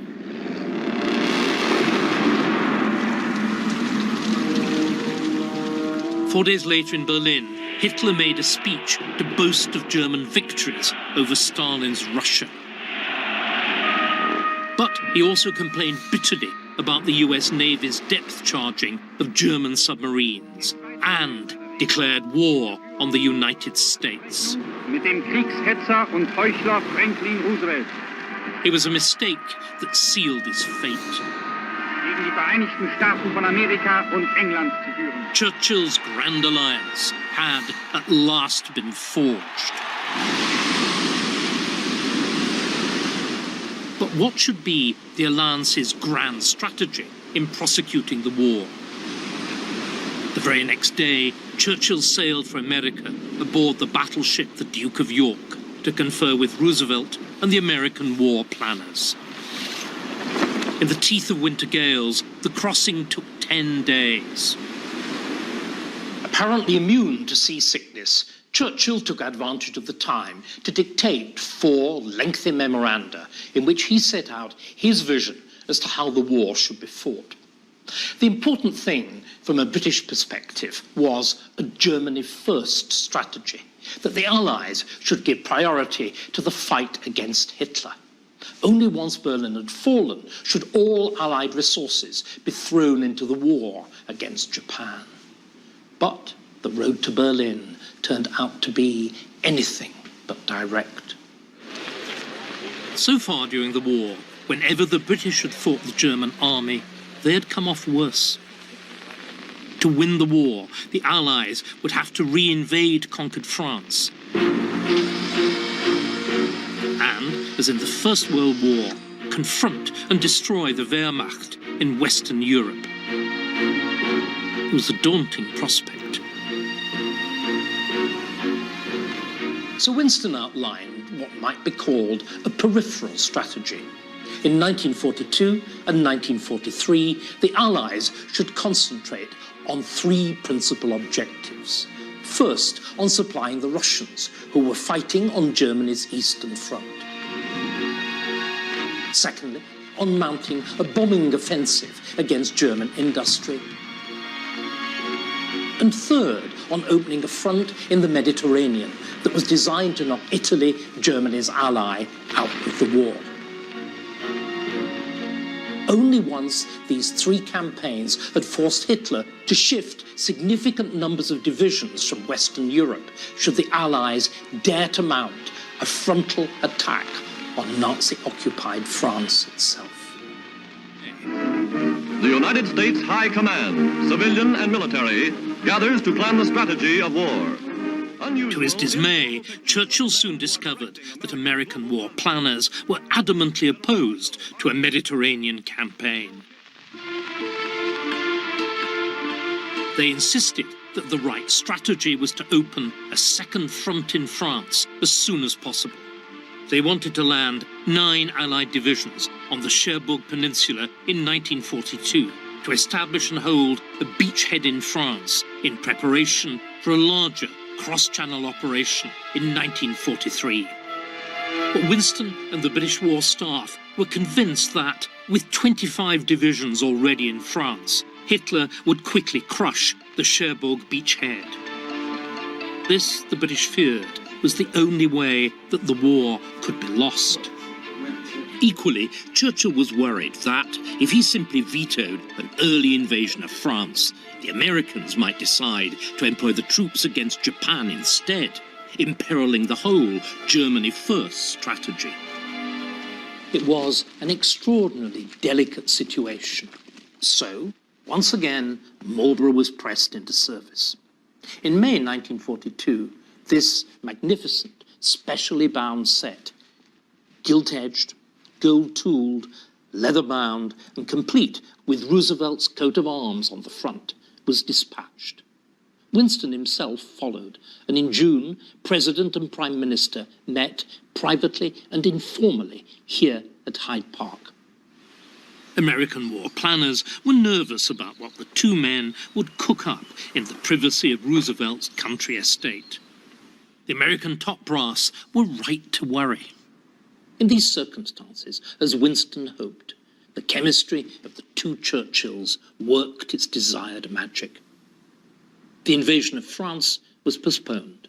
Instead, there was to be a joint Anglo-American invasion of North Africa, known as Operation Torch. The tank convoy heads for the Tunisian front. The Allied campaign in North Africa proved to be a turning point in the war. Nearly 300,000 Axis soldiers were captured, more than surrendered at Stalingrad.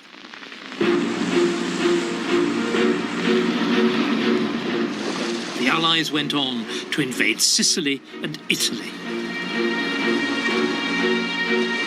The Germans fell back fighting before the Allied assault.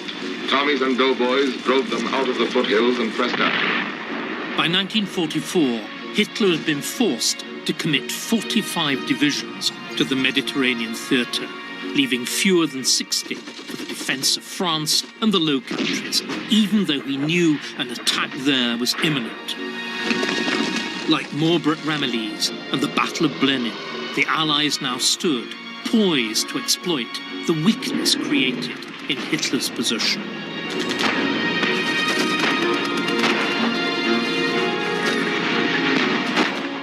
The D-Day landings in Normandy on the 6th of June 1944 went far better than Winston had dared hope. The grand strategy he had outlined 2.5 years previously was vindicated. Crossing the Channel in HMS Kelvin, the Prime Minister, General Smuts, and Field Marshal Sir Alan Brooke visit the Normandy beaches. First to greet him is Monty. Mr. Churchill is out to inhale the smell of battle. The fighting blood of the Marlboroughs is roused. Come hell or high water, he is going to see things for himself.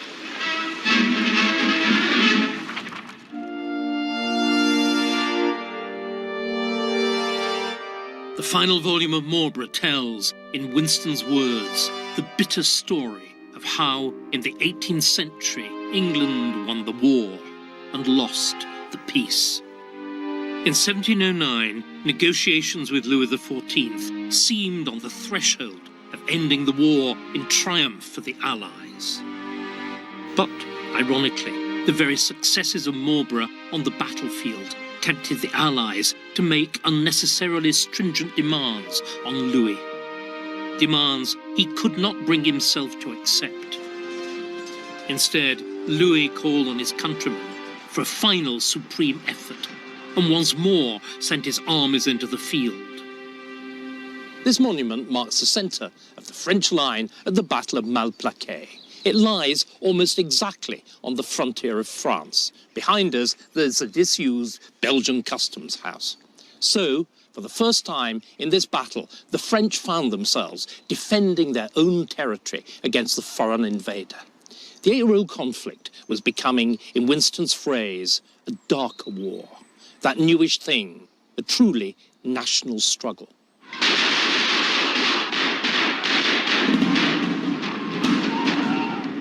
At Malplaquet, the French had time to dig in.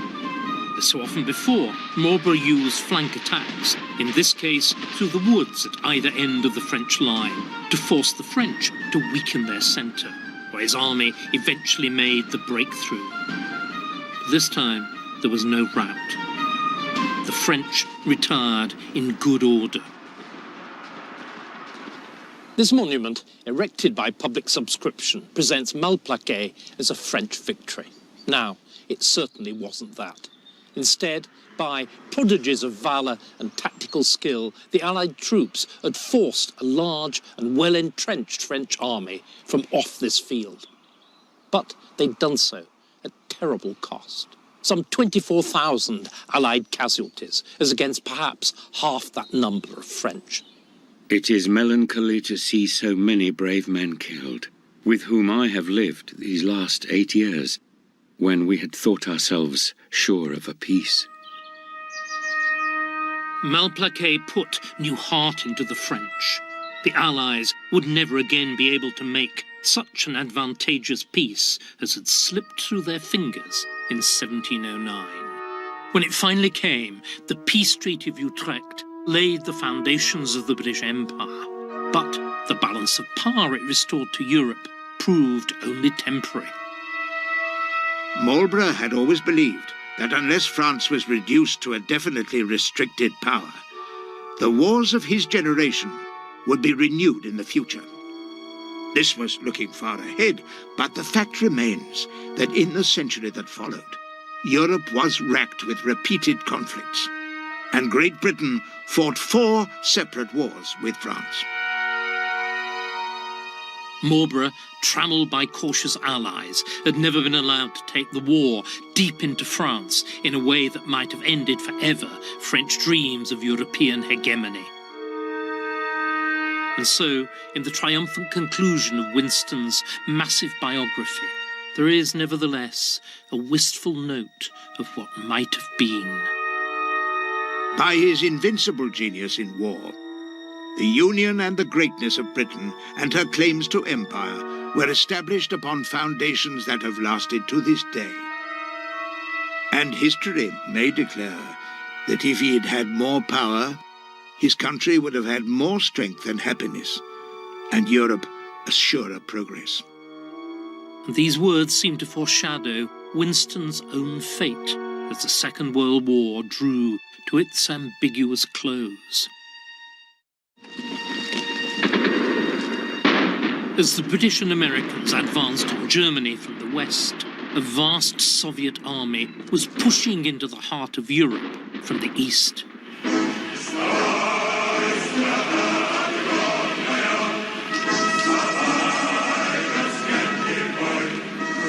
It seemed likely that the war would end with the Russians in occupation of most of Germany and Central Europe. Soviet troops might arrive as liberators, but would they ever leave? Unlike many of his contemporaries, Winston never had any illusions about the true nature of Soviet communism.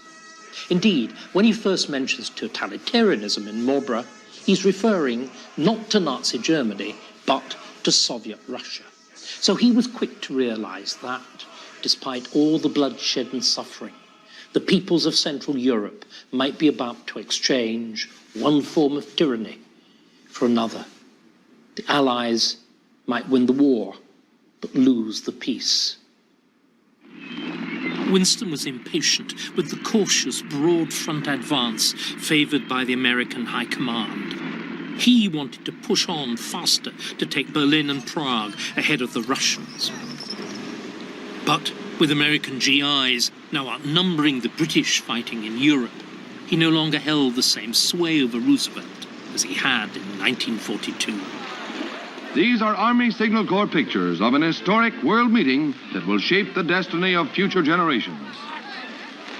At the Yalta Conference in February 1945, Winston hoped for a united Anglo-American front against the demands of Stalin. But Roosevelt, the leader of a newly emerging superpower, was more interested in cultivating Stalin, the leader of another. The result was that Stalin got nearly everything he wanted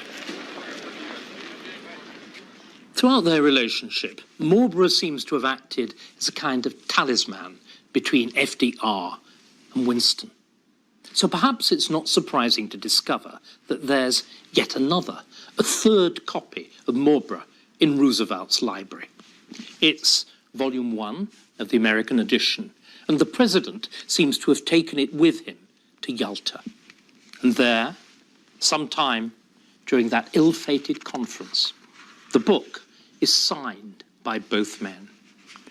Winston S. Churchill, Crimea, Franklin Roosevelt, Yalta.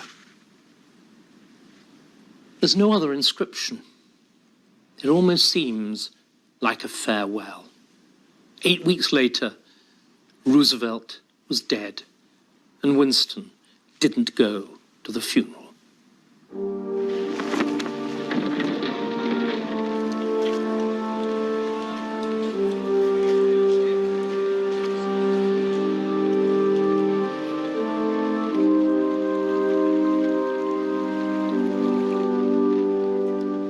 Within months, the Allies had won the war, but Churchill had lost the election as Labour swept to power in 1945. Whilst Britain and America celebrated victory and looked forward to a world of peace and plenty, Winston saw a familiar pattern.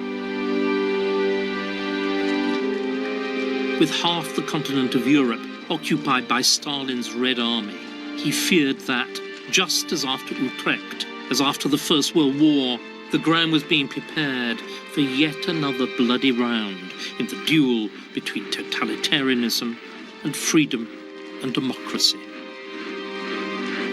Churchill might no longer command armies, but still he marshalled words. In March 1946, he crossed the Atlantic to give a speech at Fulton College in Missouri. It is my duty to place before you certain facts about the present position in Europe. From Stettin in the Baltic to Trieste in the Adriatic, an iron curtain has descended across the continent. Churchill sets himself in that speech to convince the Americans, because they were the ones who now had to be convinced, that unless they resisted the siren of Soviet worship or surrender to the Soviets would win.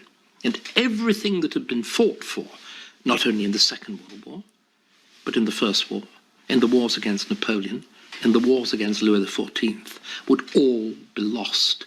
And that entire structure, which Marlborough had founded, and Winston saw himself crowning the edifice, would fall in ruin.